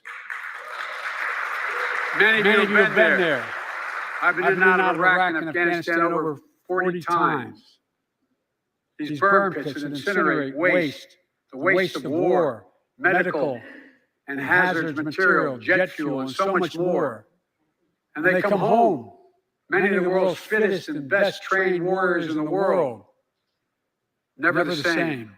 Headaches, numbness, dizziness. A cancer that would put them in a flag-draped coffin. I know. One of those soldiers was my son, Major Bo Biden. I don't know for sure if the burn pit that he lived near, that his hooch was near, in Iraq and earlier than that in Kosovo, is the cause of his brain cancer and the disease of so many other troops. But I am committed to find out everything we can, committed to military families like Danielle Robinson from Ohio, the widow of Sergeant First Class Heath Robinson. He was born a soldier, Army National Guard, combat medic in Kosovo and Iraq, stationed near Baghdad, just yards from burn pits the size of football fields. Danielle is here with us tonight. They love going to Ohio State football games.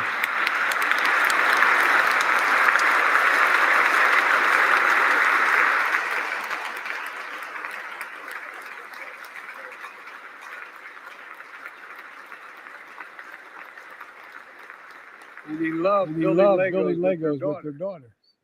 But cancer from prolonged exposure to burn pits ravaged Heath's lungs and body. Danielle says Heath was a fighter to the very end.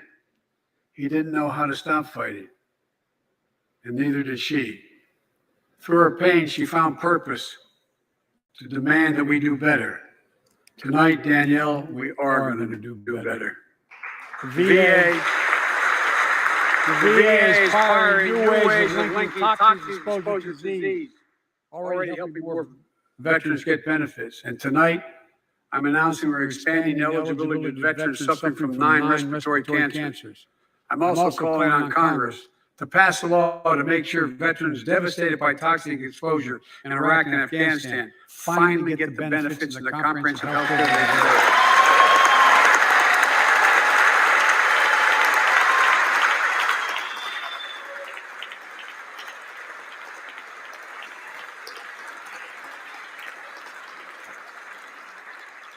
And fourth, and last, let's end cancer as we know it.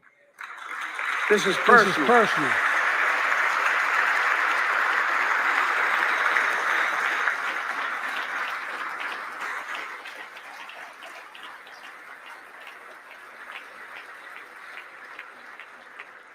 This is personal to me and Jill and Kamala, and so many of you.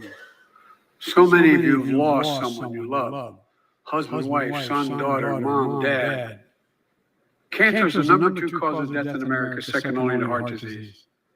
Last month, I announced the plan to supercharge the cancer moonshot that President Obama asked me to lead 6 years ago.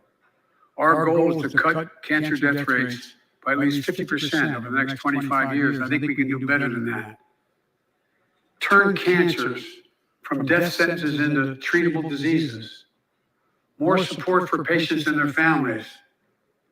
To get there, I call on Congress to fund what I call ARPA-H, Advanced Research Projects Agency for Health. Patterned after DARPA and the Defense Department. Projects that led in DARPA to the internet, GPS, and so much more to make our forces more safer and be able to wage war more with more clarity. ARPA will have a singular purpose: to drive breakthroughs in cancer, Alzheimer's and diabetes, and more. A unity agenda for the nation. We can do these things. It's within our power. And I don't see a partisan edge to any one of those 4 things. My fellow Americans, tonight we've gathered in this sacred space, a citadel of democracy. In this capital, generation after generation of Americans have debated great questions, made great strife, and have done great things. We fought for freedom, expanded liberty, debated totalitarianism and terror. We built the strongest, freest, and most prosperous nation the world has ever known. Now is the hour, our moment of responsibility, our test of resolve and conscience, of history itself. It is in this moment that our character of this generation is formed. Our purpose is found. Our future is forged. Well, I know this nation. We'll meet the test, protect freedom and liberty, expand fairness and opportunity, and we will save democracy. As hard as those times have been, I'm more optimistic about America today than I've been my whole life, because I see the future that's within our grasp, because I know there's simply nothing beyond our capacity. We're the only nation on earth that has always turned every crisis we faced into an opportunity. The only nation that can be defined by a single word: possibilities. So on this night, on our 245th year as a nation, I've come to report on the state of the nation, the State of the Union. And my report is this: the State of the Union is strong because you, the American people, are strong. We are stronger today. We are stronger today than we were a year ago. And we'll be stronger a year from now than we are today. This is our moment to meet and overcome the challenges of our time. And we will, as one people, one America, the United States of America. God bless you all, and may God protect our troops. Thank you. Hey, Go get him. go get him. Who is he talking about? I'm sorry. Did you just say go get him? Who is he talking about going to get? We're going to bring in our good friend, Catherine. I'm sorry. I am so sorry. That was Oh gosh. I was that. thinking the exact same thing. Go get who? What's he talking about? What is going on, sir? Woo! Oh, were we in the Twilight Zone? What was that? What was all of that? I That know. was a hot mess. We don't attack policy, not people. I'm not saying that he was a hot mess, But that was but that speech was a hot mess. Everything that he said was, I mean, is the standard that we just need to say something and that makes it so? Because all of the things that he was saying, he created jobs. Well, where are they?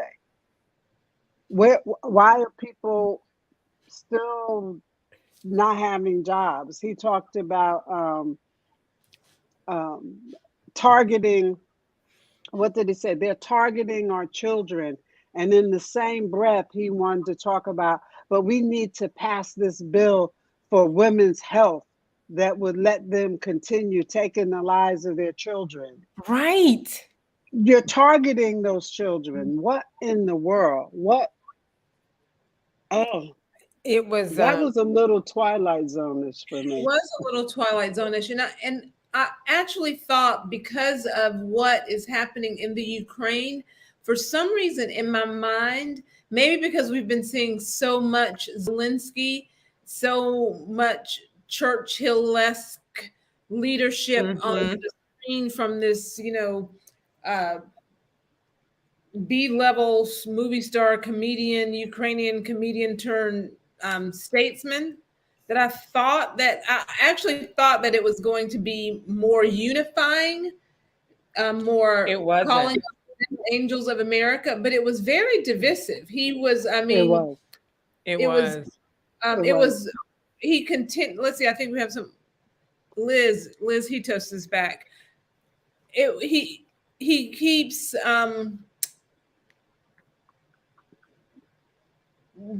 throwing, and maybe I'm being unfair, but I feel like he keeps throwing red meat to the left that the mainstream of his party doesn't even want. Right. And he talked about we need to deal with immigration, with the illegal immigration and the border. But the first thing he did was stop the construction of the wall. And so how is what you're talking about now, we need to deal with this? What? I mean, the very things. And then as he's talking, I'm sitting here thinking, I just drove back, Atlanta's horrible traffic. Y'all know this, right? And I'm driving by the gas station, and there's gas stations where it's almost $4 a gallon. And he's talking about, I can't even remember what he said. It was so otherworldly to me. And I'm sitting here saying to myself, okay, what is the standard? Is the standard that you just get to say things? He talked about insulin, right? And he had the little boys stand up, and he talked about, insulin and big pharma. We're going to get big pharma to reduce the prices while they're gouging us on the vaccines, right? Mm-hmm. But then he says everybody needs to get vaccinated. And he doesn't talk about any of the injuries, right? We're going to deal with the mutated variant. That was just bizarre to me. That was just bizarre. I don't know what that was. Very strange. Back. I want to go to Liz real quick. Liz, he did mention the border, though. I mean, I was surprised that he would even. I wouldn't have touched it. I wouldn't have touched it. Yeah. What do you think Yeah. about that? Yeah, you know, and the great irony is that he said there towards the end, you know, there's 4 big things that we can do together, Republicans and Democrats, bipartisan. We can do these things together. And then he mentions we got to beat the opioid epidemic. We got to stop the illegal flow of drugs. Well, how about closing the border? How about that? I mean, Exactly. Right. hundreds of Yeah. pounds of fentanyl, tens of you know, just shut down the border. How about that? What a joke. And then he says, and then we have to, and then the second biggest thing we do is take on mental health, the mental health of our children. You know, you caused the mental health crisis with the pandemic, keeping kids out of school. It's the policies of Democrats that have caused this crisis in mental health. I mean, my goodness, does he not see the irony here? I mean, is there no self-awareness? It's ridiculous. I agree with Catherine. I think they're just saying words for the sake of saying words, regardless of if they're meaningful or not. And then the best part is that he says, and then the third thing that we can do together is support our veterans. What a joke! You I have know. kept VA workers at home. They still to this day they haven't gone back to the VA because the Democrats side more with the unions than they do with veterans. The VA workers unions are preventing them from going back. The administration agrees with that. We have constituent veterans who have been waiting for years to get ratings and to get their claims heard and for the appeals process. And you're talking about helping veterans. How about getting the VA workers back to work so they can start working on these disability claims, these healthcare benefits, and everything else? I'm right with you on that. I am now looped into this veterans system by way of marriage, and literally to renew my ID. I tried to get online to get an appointment. Literally months, all appointments taken. It is months before I can get an appointment. I finally got one on March 16th, and there was one sliver of an appointment on March 16th. Adonis, let me ask you this. We obviously are not pleased with what we heard. Okay. I did hear him say, "I am a capitalist." Dee Dee almost spit her food out when he said that. He said it. No. And when he said that, I was thoroughly confused because I was like, "What does he mean? Is this something new?" Because, like, really, no, where did that come from? He has said it on the record before that he's a capitalist. So I was not surprised when I heard that. Now, perhaps his definition. Okay, go ahead. No, I was gonna say perhaps his definition of capitalism to include a free market is perhaps different from your understanding of it. But when he said that, right? I mean, I've heard him say it before, so I was like, you know, hooray, hooray. I mean, I too look at myself as a capitalist, right? But I think of you. I too think of you as a capitalist. I do too. You are definitely a capitalist. I am. Now there are limits. Now there are limits to my understanding of capitalism, right? But I do believe, obviously, in the free market and this idea that you can go out and you can go out into the world, into the market, and from the ground up build something that can provide a good quality of life for you, and it can grow and it could, you know, expand, and that business could do, you know, whatever you want, and you have the autonomy to do so without too much red tape, right? So I believe in that. And so when your business grows and is super successful, do you believe that it should be taxed at a 35% or better tax rate because you're so prosperous and you're doing so well? And you should give all that. I do not. Yeah, good question. I do not believe that because of how much I earn, whether as a person or through a business, that I should pay higher taxes for no other reason but because I'm making more money. I believe that the taxes I pay should be commensurate to the taxes perhaps a worker might pay, right? I do not think that the logic should be that because I make, you know, a lot of money, right, I should be taxed at a higher rate. I do not believe that. Okay. So what are some other things, you guys, that we can take from this that that we're unifying? And that will make you go to sleep tonight and feel really warm and fuzzy. Yeah, I want to say this. People are entitled to their own opinions, but not their own facts. And I think that this evening, President Biden made clear his commitment to erecting the infrastructure that will solve some of the issues that we're facing today.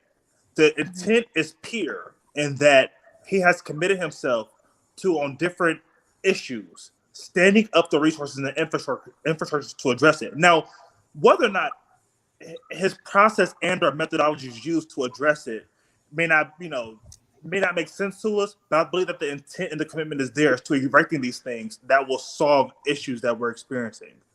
And how he goes about doing it, right, could be, that could be very subjective, and you may be you may believe that this is a better approach than this, right? But the intent is there, and the intent is pure, right? I do not think that at the root of of what he wants to do is it kind of mired by division. Go ahead. I think someone had their hand up. Okay. I did. I just wanted to make one comment. My pastor's wife used to say to us all the time, I can't hear you because of what you're doing. Your action speaks louder than any words that come out of your mouth. And his whole presentation was exactly opposite of what he's doing. That's right. He said the right words. He said words to try to make us feel warm and fuzzy. But the facts are that much of what he said doesn't pan out when you look at the implementation of his policies across the nation. They don't pan out. We've got you're a businessman, and he told you point blank, he's coming for you. He's coming for your money. You need to pay more taxes because you're not paying your fair share and not looking at who is the rich. He tried to say corporate America, but who is the rich that's not being taxed that he's going to take the money from? We got to look at that. I can't hear him because of what he's doing. His policies, everything he said was exactly opposite of what he's done in the year that he's been in office. So Adonis, do you think that based on what you heard tonight, and you said that he has good intentions on, he has good intentions on standing up the infrastructure to so solve those good intentions of things. Do you think that what we saw tonight is going to change the midterms? How do you think it's going to affect the midterms?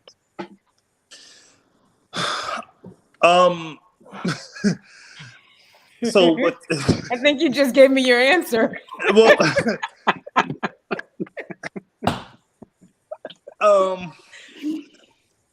so I'll say this: because of the polarization that exists within the current political landscape, there are things that, in terms of like continuing to secure the Democratic base, there are some things that he did not make mention of that he perhaps should have. And I think one of those things was student loans, right? Because we have to think about, well, what are some of the galvanizing topics that made possible his place as the president, right? And what were some of the things he ran on? What were some of his commitments? And I think what we're seeing within kind of, I guess, the more liberal arena is a departure from some of those grassroots politics, as I'll call them, that galvanized a young voting base, and for that matter, just liberals in general, right? So I think there were some conversations that my bias maybe because I'm younger, but I think there were some conversations are topics I wanted to hear that I did not hear, that is going to fall on deaf ears when it comes to midterm collections for other Democrats who are trying to clinch hyper visible seats in their respective primaries across the nation.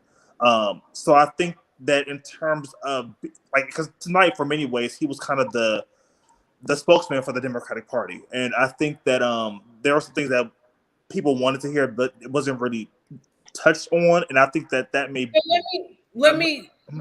Okay, so you said student loans. I think he mentioned things that were red meat, like voting rights. That is to Like that really. were, Yeah, I mean, and the bias is that young people were not. I mean, we know that that's important, but we want to hear things of like student loans.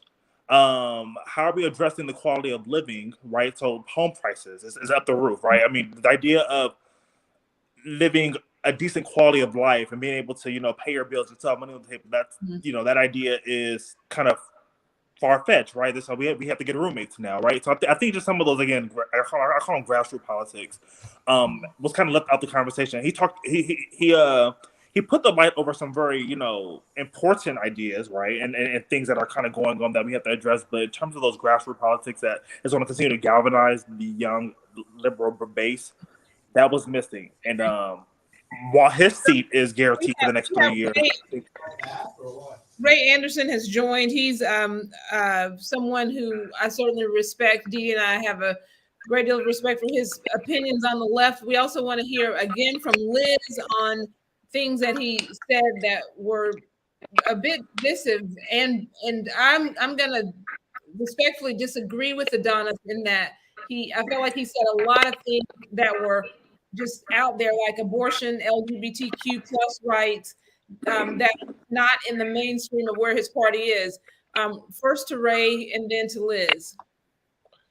So I'm not quite sure where I'm coming in on the conversation, but I'll just offer my perspective. I thought, first of all, let's consider what the State of the Union address is. It's the aspirational goals of a president who has to work with a divided Congress. But given the circumstances and the cards he has been dealt, I think the Biden administration has done, a pretty good job. I think the goal is to create a State of the Union that works for all the people and an economy that works for all the people. I think his policies are driving towards that. I think as any administration, you get hit with things unexpectedly. Although he walked into a dilemma that the past administration was faced with, I think he's handled it well. That is the pandemic. I think it has 75% of the American public now vaccinated. That's a good long way towards herd immunity and getting ourselves out of this pandemic. That's a good deal. He passed the infrastructure bill. That's a good thing to bring jobs and needed repairs to our infrastructure that all Americans will benefit from. He nominated the first African-American female judge to the Supreme Court, which is a way of, in my way, shoring up the promise of our democracy, particularly given what we experienced last year on January 6th with the insurrection on Capitol Hill that showed the splinter and the fracture of our democracy. Having the first nominated African-American female, the Supreme Court demonstrates, I think, the hope and aspirations that all Americans can participate in our democracy. I think I equate the African-American female citizenship with that of the symbol of the eagle representing America. I mean, the African-American female has paid the greatest price throughout history for her citizenship. She was brought here to the shores of the United States as a slave. She had children sold away from her. She created America's free labor force to build the nation. She's suffered as a domestic, cleaning houses that she couldn't live in. She prepared meals that she couldn't eat. She cleaned toilets she couldn't sit on. She's always been at the back of the American citizenship. And now she has taken a front row as the first liberal justice. And I think her perspective will give great meaning to what our democracy is supposed to be. So those are great things about this administration. I think that we can all applaud that it celebrates the common good and the common interest of the American people. So, tonight is not everything we wanted, but a great deal of what we would like to see. And I think the trajectory is in the right way. Okay. Liz, I think your mic is muted.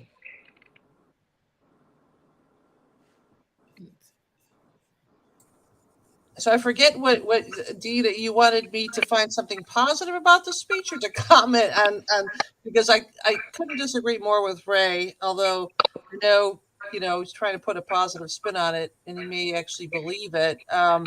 But when at the conclusion of the speech, when the president said that we are, the state of our union is that we are stronger now than we were last year.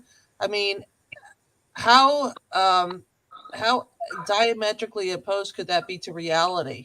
I mean, we've had more crises, under his leadership in these past 13 months than we've probably had collectively.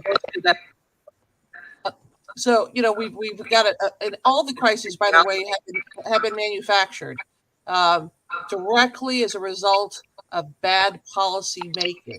Not organic, not something that could have been helped, that could not have been helped. We have a border crisis. Why undo what the Trump administration had implemented?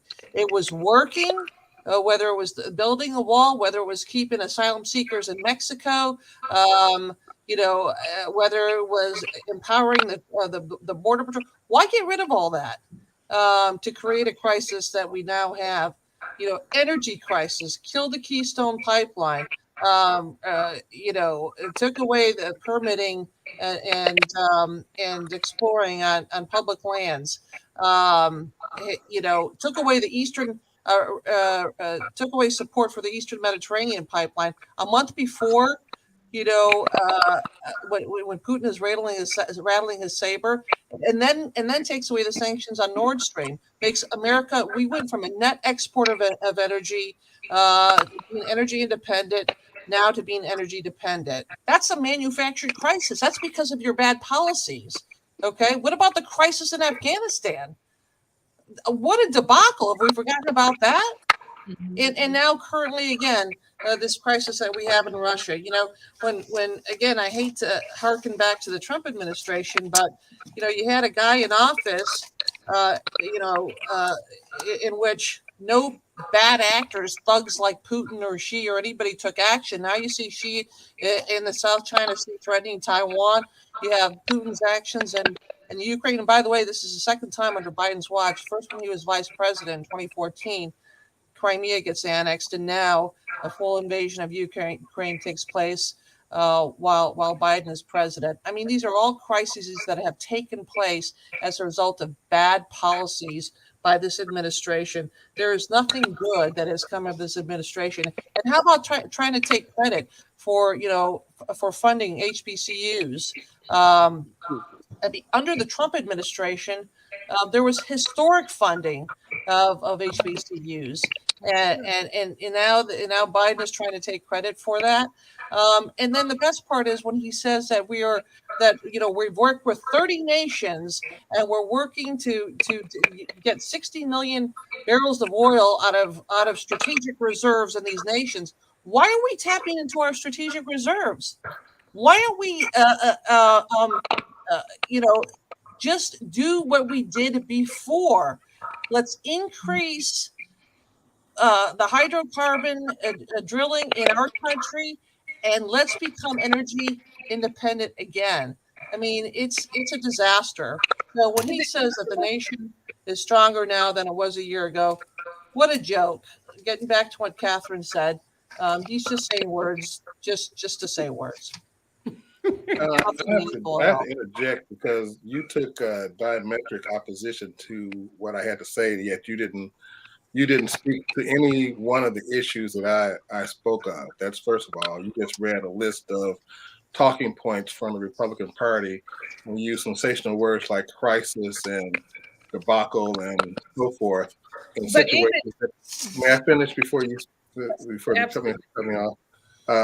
As opposed to giving specifics in regard to what you contest my perspective to be. On the one hand, and everything you mentioned has not led us to a crisis of any sort. I don't think the American people feel that we are living in a crisis based upon those things you mentioned. There have been missteps, as any administration has, and Lord knows the last administration had more than you can count. but that does not equal crisis. The gas in the economy was not like it is So, now. I appreciate that, and this is what we love. It's so exciting for us to have the civil debate. This is great, but where I actually do think that the border is at crisis level.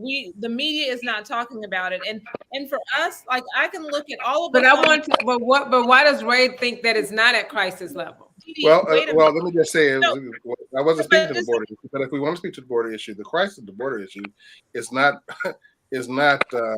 for people who don't speak the language, don't have money, and don't have means to live coming across the border. It's actually the drug trafficking and the human trafficking that goes on at the border. That's the real crisis.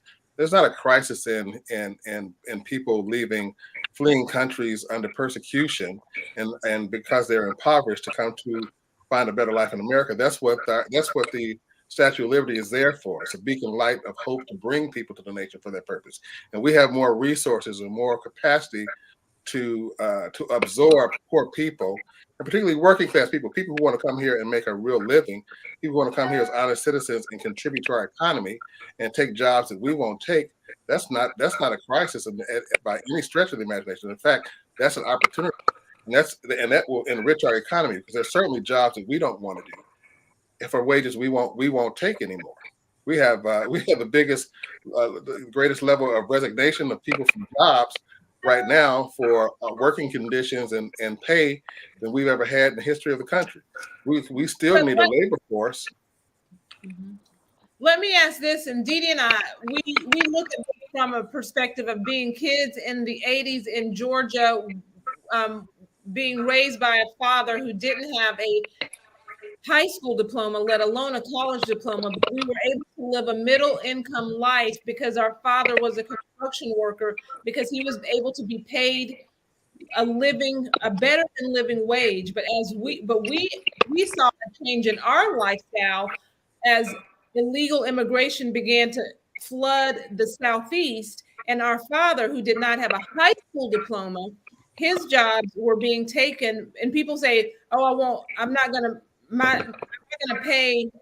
do that work." My dad did that work, and we think others would do the work if the market was actually free and labor costs were not suppressed because of illegal immigration. But I want to go really quickly because I know that it's getting late. My husband's already gone to bed. I know Dave is as well.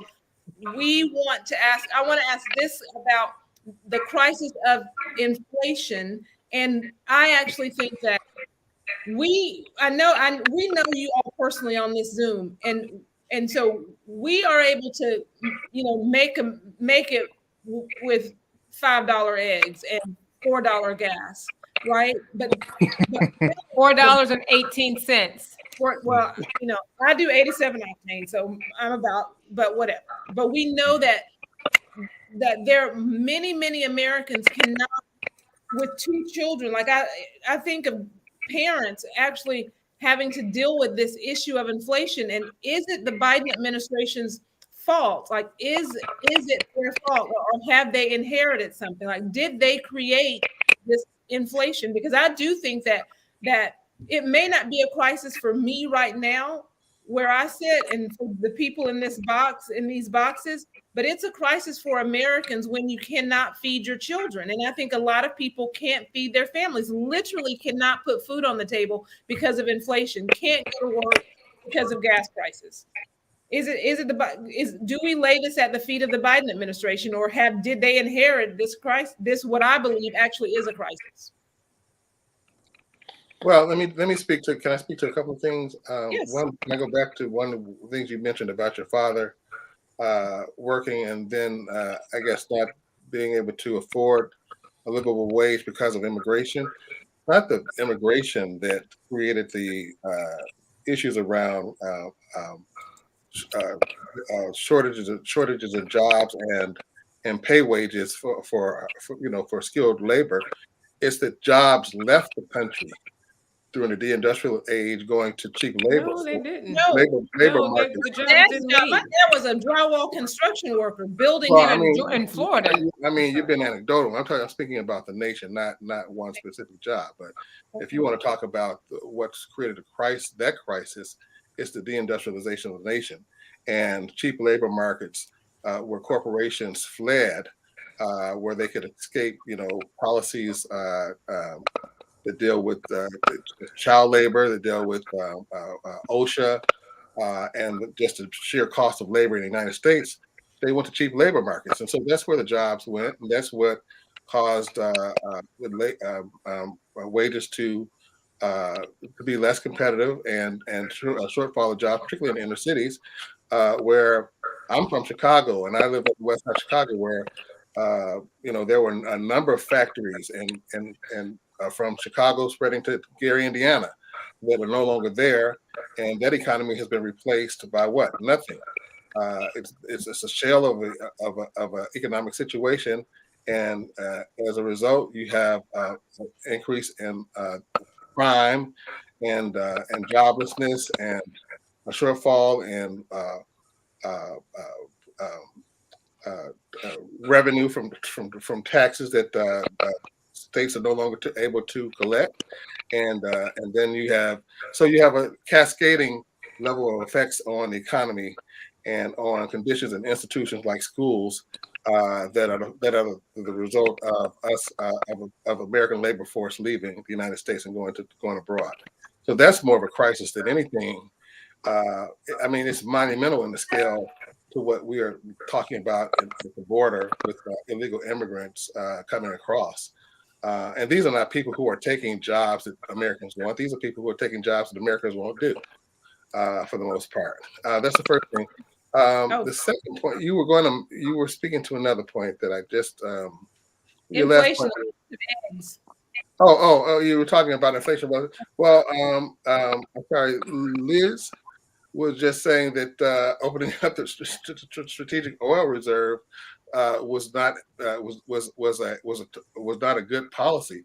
But I don't know how you bring oil prices down unless you create more oil opportunity. You create more. You tap into the strategic oil reserves in order to make up for what we will lose in the world economy because of the circumstance we're having now with Russia. That's how you manage this. You allow for American energy producers to produce energy. That's I don't know if American energy energy producers are tapping into. I don't think that would be the fastest way to keep the economy out of a inflationary circumstance. I think. Yeah, I mean, you're talking about some reserves that are readily available versus production that takes quite a bit of time to come online.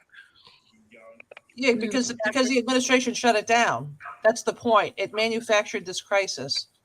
Go ahead. I'm sorry, Catherine. It's not a manufactured crisis. Well, let me just say this, because I'm looking at you two young, handsome men, Black men, who in 2020, there were more of y'all working. There were more of y'all that could take care of your families, gas was like, in some places, I live in Georgia, and there were days I was paying like $1.50 a gallon, and I loved every second of it. And then suddenly we got a new president, we got a new administration, and once again, our families are being destroyed by a series of policies that are specifically, I believe, being aimed at destruction of our families. And I will go to the mat believing that, because you look at where the Black family was in 2020 to where we are today, and you look at our young men that are being fed into the jail system and left there to rot. It's not that we won't take the jobs. We're not equipped. We're not even teaching our children today like we were. and the past administration was on a path to allow you as a parent to decide where to send your kids to school and the whole 9 yards. I mean, we have the domino effect. And where we are today is as a direct result of the policies and procedures that this administration has implemented, including this nonsense about voter suppression. When you say Georgia, you immediately think of voter suppression. We shouldn't have to show an ID, yada, yada, yada. And yet we find that the corrupt policies, they went into the Black neighborhoods and did that. They went into Fulton County. They went to Detroit and did that. And we keep propping up the failure of a party to live up to the words that they say. As I said at the beginning, bro, you weren't with us at that point. But if you just listen to the words that Biden said, it was all the right words. But like I said at the beginning, I can't hear you because the facts are that what you have done has had the opposite effect of what you said. And the promises that you all talked about he made, student loans and all of that, he's done none of that. And our economy is destroyed. Our families are being destroyed. Our families can't feed, parents can't feed their children. They can't clothe their children, et cetera, et cetera. So I'm going to leave it there. I can't. Well, I beg to differ. I mean, again, I beg to differ in that is completely manufactured. I mean, if our families couldn't feed themselves and children were falling out in the middle of the street from the little time that Biden's been in office, he would be tantamount to an imperialist despot. I mean, he hasn't had enough, and it wouldn't be Biden. Biden's policies, for the most part, have been challenged at every step of the way by a Republican firewall. And all I can say is come to Georgia, bro. Any effects of life and the conditions of Black families could not possibly be the result of come to Georgia. Come to Georgia where there are certain sections of the metro Atlanta area.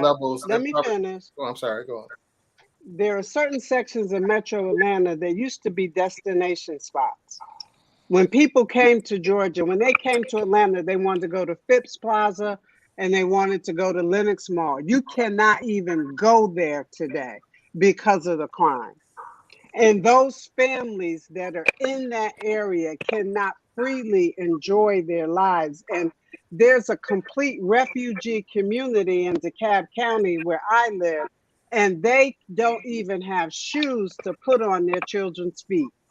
I don't question anything you say. So all I'm saying is that these policies. What policies do you? What specific policies? Name them. Anyone you want to name. They want to kill Black children. This is your assertion. So I want you to name the policies. Okay. That have impacted children and families in DeKalb County and in $4 a gallon gas. No food on the $4.18. No food on the shelves. Excuse me? He's arguing for a $15 wage increase. So I don't know how that jives. Where are you gonna get the $15 from? Where is that gonna come from? Where's it coming from? Where are you gonna get $15 more an hour to pay people?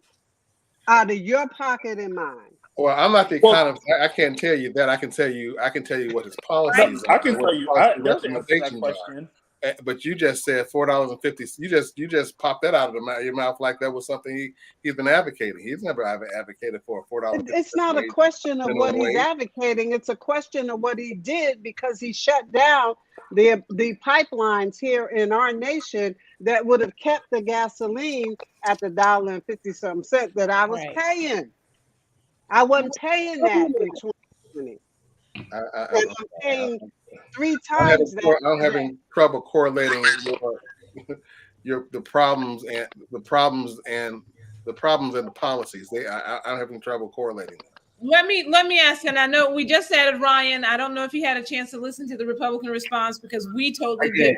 I came down afterwards. Okay, so we did listen to the Republican response. We're going to wrap it up here in just a minute, but I do want to ask, and this is something that because we really do want to be specific about policies, the only thing that we know, the only thing that I know is that inflation has happened since Biden.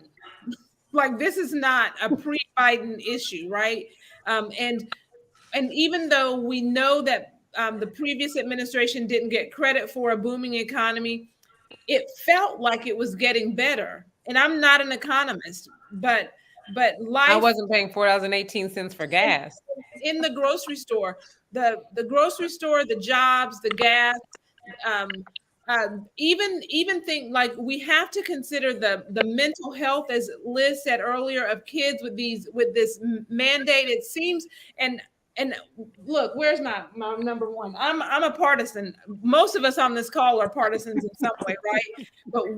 But what is, like, I really do believe that that COVID is it's over because politically it's not advantageous for it to be not over. Right. Exactly.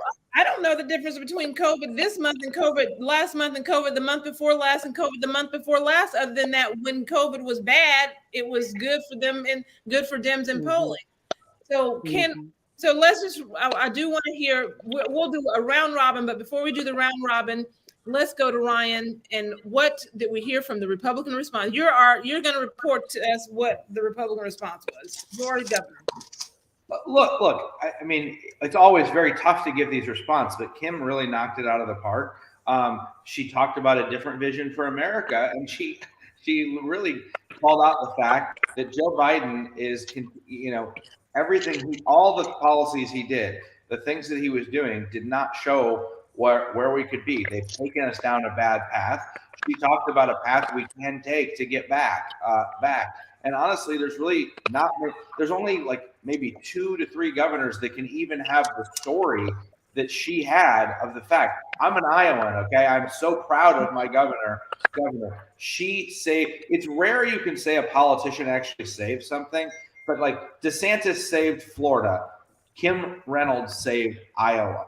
I lived in Iowa during the early parts of this pandemic. I stayed there. Why? Because my life was still pretty darn normal comparatively. Sure, people were doing some masking, okay? But Kim allowed businesses to function. They stayed. They never hit the unemployment rates that other people hit. They never went down, shutting down these businesses and being like the Gestapo that sit there and had to control your life, okay? Like Kim Reynolds was a phenomenal choice for the rebuttal for Joe Biden. I was angry. I will say this: Joe Biden's speech was actually pretty good. The first 3 minutes were on Russia and Ukraine. Looked like he'd practiced for weeks, almost as if it happened before that. But it was fake. I mean, it's all a lie. It's like the biggest gaslighting you can possibly find. There's not a mask in the Democrat place. Meanwhile, they want your kids masked. A week ago, they were force vaccinating everybody, force masking everybody, and you're going to die if you don't. And then Joe Biden gets his polling back, and the Democrats get their polling back, and they're like, oh, crap, we're in trouble. And all of a sudden, the non-political CDC switches, and he mentions that in his speech, and all acting like somehow the CDC isn't just an arm of the Democrat Party anymore. This is just... It's infuriating to watch the fact that they spent 2 years killing Americans by not actually allowing for proper therapeutics. And now they want to act like they've done something and then gaslighting us as if it's all over. I don't even know what to say. But anyways, we'll go to the round robin.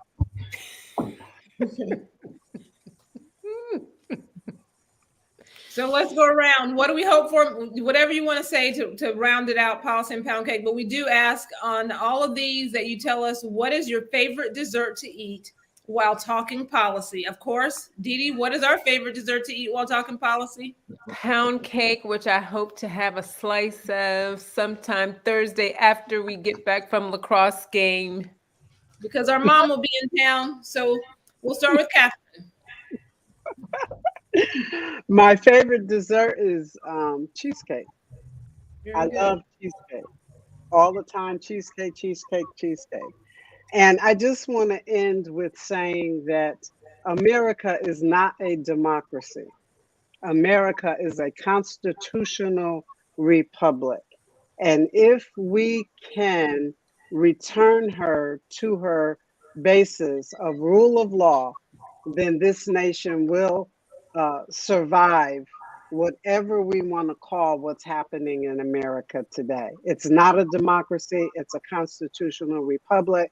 And I would fight to the mat for every single one of us on this call to be able to live our lives under a constitutional republic and the rule of law, which Joe Biden doesn't.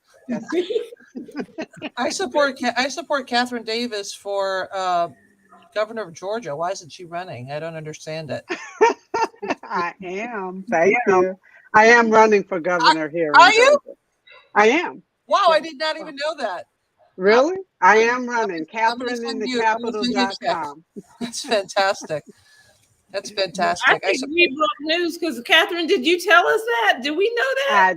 I was going to say, I don't think I knew that. No, and I wasn't going to tell you. So if Liz hadn't raised it, we would have gotten on this call. Because I know talent when I see it. And you are a great American. Thank you. Thank you. You should be running. Pray for me and send money and pray. Thank you. I associate myself with everything that Catherine said. Baklava, and I'm surprised, Dina, you didn't say this. Baklava is the dessert. Is always my go-to dessert, or Greek yogurt with a drizzle of honey and pistachios. Oh, with a Greek coffee, with a strong Greek coffee. Always got to have that when talking politics. I think this panel is reflective of the way the country is. We're polarized. We think that Ray, lives in a parallel universe to where we are, and Ray thinks that we live in a parallel universe, and somehow never the two shall meet. And I don't know how you fix that. I mean, I think that what you do with policy and pound cake is tremendous, because you really are focusing on policy as opposed to the personalities, and that's tough. I got to admit, it's tough not to make the ad hominem attacks that typically people resort to. But Dina and Dee Dee are the standards by which I try to live my life, and I'll continue to try and do that. So thanks for this opportunity to share my thoughts. Yes, as minuscule as they are. Thank you, Adonis. So my favorite dessert I enjoy is salted caramel ice cream. Oh yeah. And some remarks to this conversation, and I said this earlier, entitled to your own opinions, but not your own facts. However, I think in this current political and economic and social moment, the challenge that is before how persons on both sides of the aisle can come together and solve the issues that we are faced with. I think all of us can write a dissertation on what Biden has done wrong.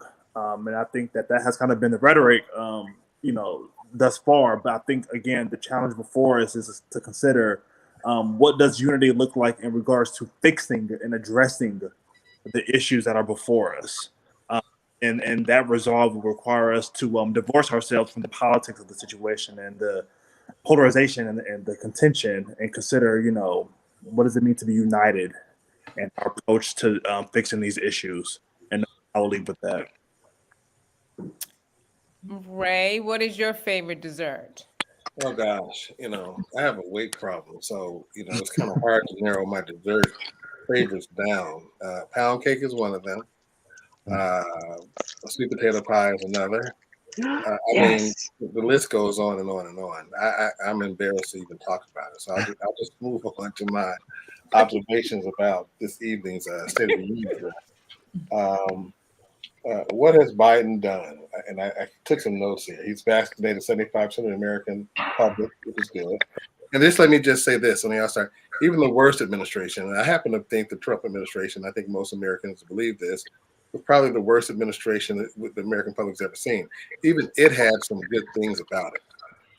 So to those of you who don't think that Biden has done anything at all worth talking about or good, I mean, I don't know how you can sustain a country and a democracy where we have a free election and we elect leaders that don't have any qualities. That just doesn't jive. But let me go on and finish my point. He passed the infrastructure bill. He nominated the first African American woman to the Supreme Court. What can he do? He can maintain his focus on domestic objectives, notwithstanding what's going on in Russia right now, in the Ukraine. He can close disparities in the wealth gap in the United States. We have over 745 billionaires in the United States. There are 272,750 individuals with more wealth than half the planet, which is obscene. Wages have been stagnated for the last 40 years, and 1% of all the gains in wealth in the last 40 years have gone to people who make over $30 million, have over $30 million or more. What would I like him to see? What would I like to see him do? I'd like to see him use the bully pulpit and every tool in his toolkit to continue to press on, including more time with the bully pulpit to protect American voting rights and go after those states that have gone astray with this massive level of legislation to create voter suppression voter suppression laws. I'd like to see him work harder to pass some version of a Build Back Better plan to give relief to working class people, to reduce student debt or student interest rates for the 40 million people who have this massive amount of student loan debt that is obscene and only benefits the banks, doesn't benefit the American public. I'd like to see him do something to extend the child credit tax credit that was in place during this pandemic period, and to create policies to extend home ownership for first-time home buyers. If he can do that, those are policies that benefit all Americans. It's not a matter of race. It's not a matter of class. It's just a matter of good policies to promote the good that America has to offer. And I see him working hard in that direction. I wish him well. And I'm hoping, and I will do all I can in my small world to promote his policies and those particular ones to good and benefit of the American public. I hope you will too. Wow. All righty. I found one thing I found one thing I agree with you. The student debt situation is out of control. No, Ryan. First, you got to start off with your dessert. I know. So I like an espresso, and I go between I really like I like ice cream. I'm an ice cream sucker, but it's either that or I don't know, something I've been testing out creme brulee lately. That's been my thing. So I'll go with ice cream. I'll go with the espresso, and either the creme brulee or ice cream. Okay. So I will agree on the student debt thing on that related to this. First off, I don't think we should have interest rates on student debt if we're forcing people to go take loans when honestly, 18-year-olds are unprepared for this stuff. Giving them these kind of loans are ridiculous. We should bring in we should actually crank on the schools. The schools should pay a price for literally what they're doing to schools, the same way the banks should. The banks get all the problems, okay, and the banks are a problem, but the banks are getting backed by the federal government. So it's not really a bank. It's the federal government creating the problem, and it's these schools jacking up everything. They're creating the problem, and then they're taking interest rates and everything else. There shouldn't be an interest rate. The same way you buy a tractor, you can write it off. You should be able to write off a college education. Yes, even though we've found a world we don't live in. But so much of this other stuff, Joe Biden, we do have, I mean, I get it. We have different sets of facts. I mean, I guess like it's just not a fact that Joe Biden like did anything to stop the pandemic. They just changed the numbers. They literally changed the facts. If you go take the numbers they now have on the COVID pandemic and turning it down, like the map they put down, if you went and put that back on the Trump things, the numbers would change on Trump too. They've literally, like, you can't change the test cycle rate and all these other things and then go, oh, well, we have new things at the time. Well, if you go and put those facts on the other thing, you have different facts than what they were doing to pummel this. And I haven't found anything good. I have to admit, there's nothing good I found. I find Joe Biden a massive threat to my freedom. The fact that everybody was unmasked in there again, literally, and all of a sudden a week ago, I mean, I have to mask up on an airplane. I had to get from Florida to here, and I have to mask up on an airplane, or I'm not safe, or I'm being a danger to somebody.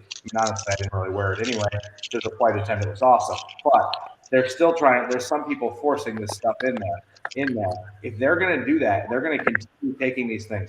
They're going to continue telling me what's a gender, right? They're going to continue taking away women's sports. They're going to sit there and gaslight me on all of this stuff. I don't know where we go.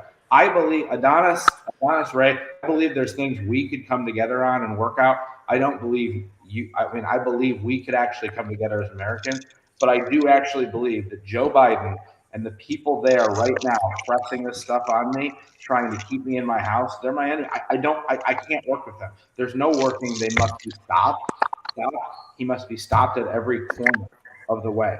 I can work with you as fellow Americans, and I think we can find a way to, even if it's just small pieces here. But I can't get past the fact that what they did was in that speech was gaslighting, and what they've done with Fauci. I think they're evil. I think Joe Biden is my enemy, and anyways, I'll take some pie at the end though. Well, I want to say this has been so much fun. I would not have wanted to watch the State of the Union with any other group of people than the people that were on here tonight. You guys have been absolutely amazing. Dina and I really appreciate you. This is what we enjoy. We love this policy and pound cake. We say all the time, people on the left, people on the right are going to get angry with us because we simply just want to talk and have a conversation. And, and we want to listen to everyone's ideas. And Ryan, you said what you just said was so absolutely awesome, because if we can work together, if we can listen to each other, maybe we can get the people in DC and get them to understand exactly how to do that, because they're not doing a very good job, in my personal opinion. And then when you mentioned the sports thing, women in sports, I could go on and on about that, but I'm not going to because it's late and we've got to get off. But I just want to say, we are praying people. So I honestly believe that what Biden and his administration, what they really, really, really need, they need a lot of prayer, because I believe in the power of prayer, and I know that it works, and I know that it changes things. And so I'm going to say, let us all just pray, because we need to do that. And right now we are in a bad state. And I pray that it gets better and better and better, because I'm not going to say that it can get worse, but it's pretty bad right now. So, but thank you so much. Please tune in to Policy and Pound Cake. Please share Policy and Pound Cake with your friends and family. And please continue to support us and continue to join when we do these types of conversations. I pray Joe Biden finds Jesus. What did Ryan say? What did you say? Pray that Joe Biden finds Jesus. Yes, that's what we need to pray. We need to, because he said something tonight. I was just like, how are you going to say this in God's name? And to wrap up. I know in the same sentence. See, I can keep going, and so I can't do that, because I'll keep going on about stuff, and I'm like, okay, that's for another conversation. Thank you guys. Have a blessed night. Thank you so much for joining us. We appreciate you so much. Wait a minute. I'm sorry, Didi. I don't mean to interrupt, but I did want Ray keeps saying something in this audio. I can't hear him. I'm sorry. What did you say, Ray? Two more Democrats to round out the point of view here. It's funny. We had two Democrats who literally, because we so want balance, but we do want balance. One in North Carolina, and Didi had HBCU in Florida from Bethune-Cookman College who do not they couldn't do it, but we openly encouraged more. I know. I'll find you 2 more people by the next time you have one. Yeah, well, it'll be in 2 weeks. So let's bring them on, because that's what we believe. Like, again, let me get my we want that conversation. Team, I know what team I'm on. I don't pretend otherwise, but we want to everybody represented. Okay. Thank you, guys. Thank you, everyone. Thank you so much. Have a good night, everyone. Good night. Bye-bye. Bye now.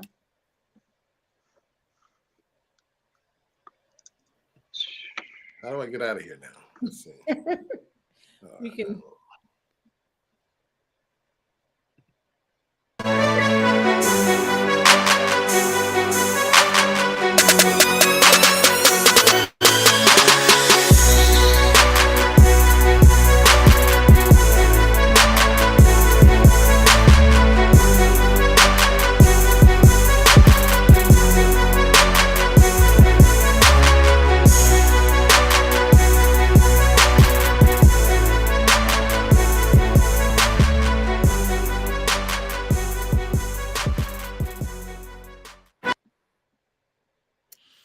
Okay. Good night. Good night. We will see you all on the morrow. Thanks Love for you, watching. Dana. Love you, Dee Dee.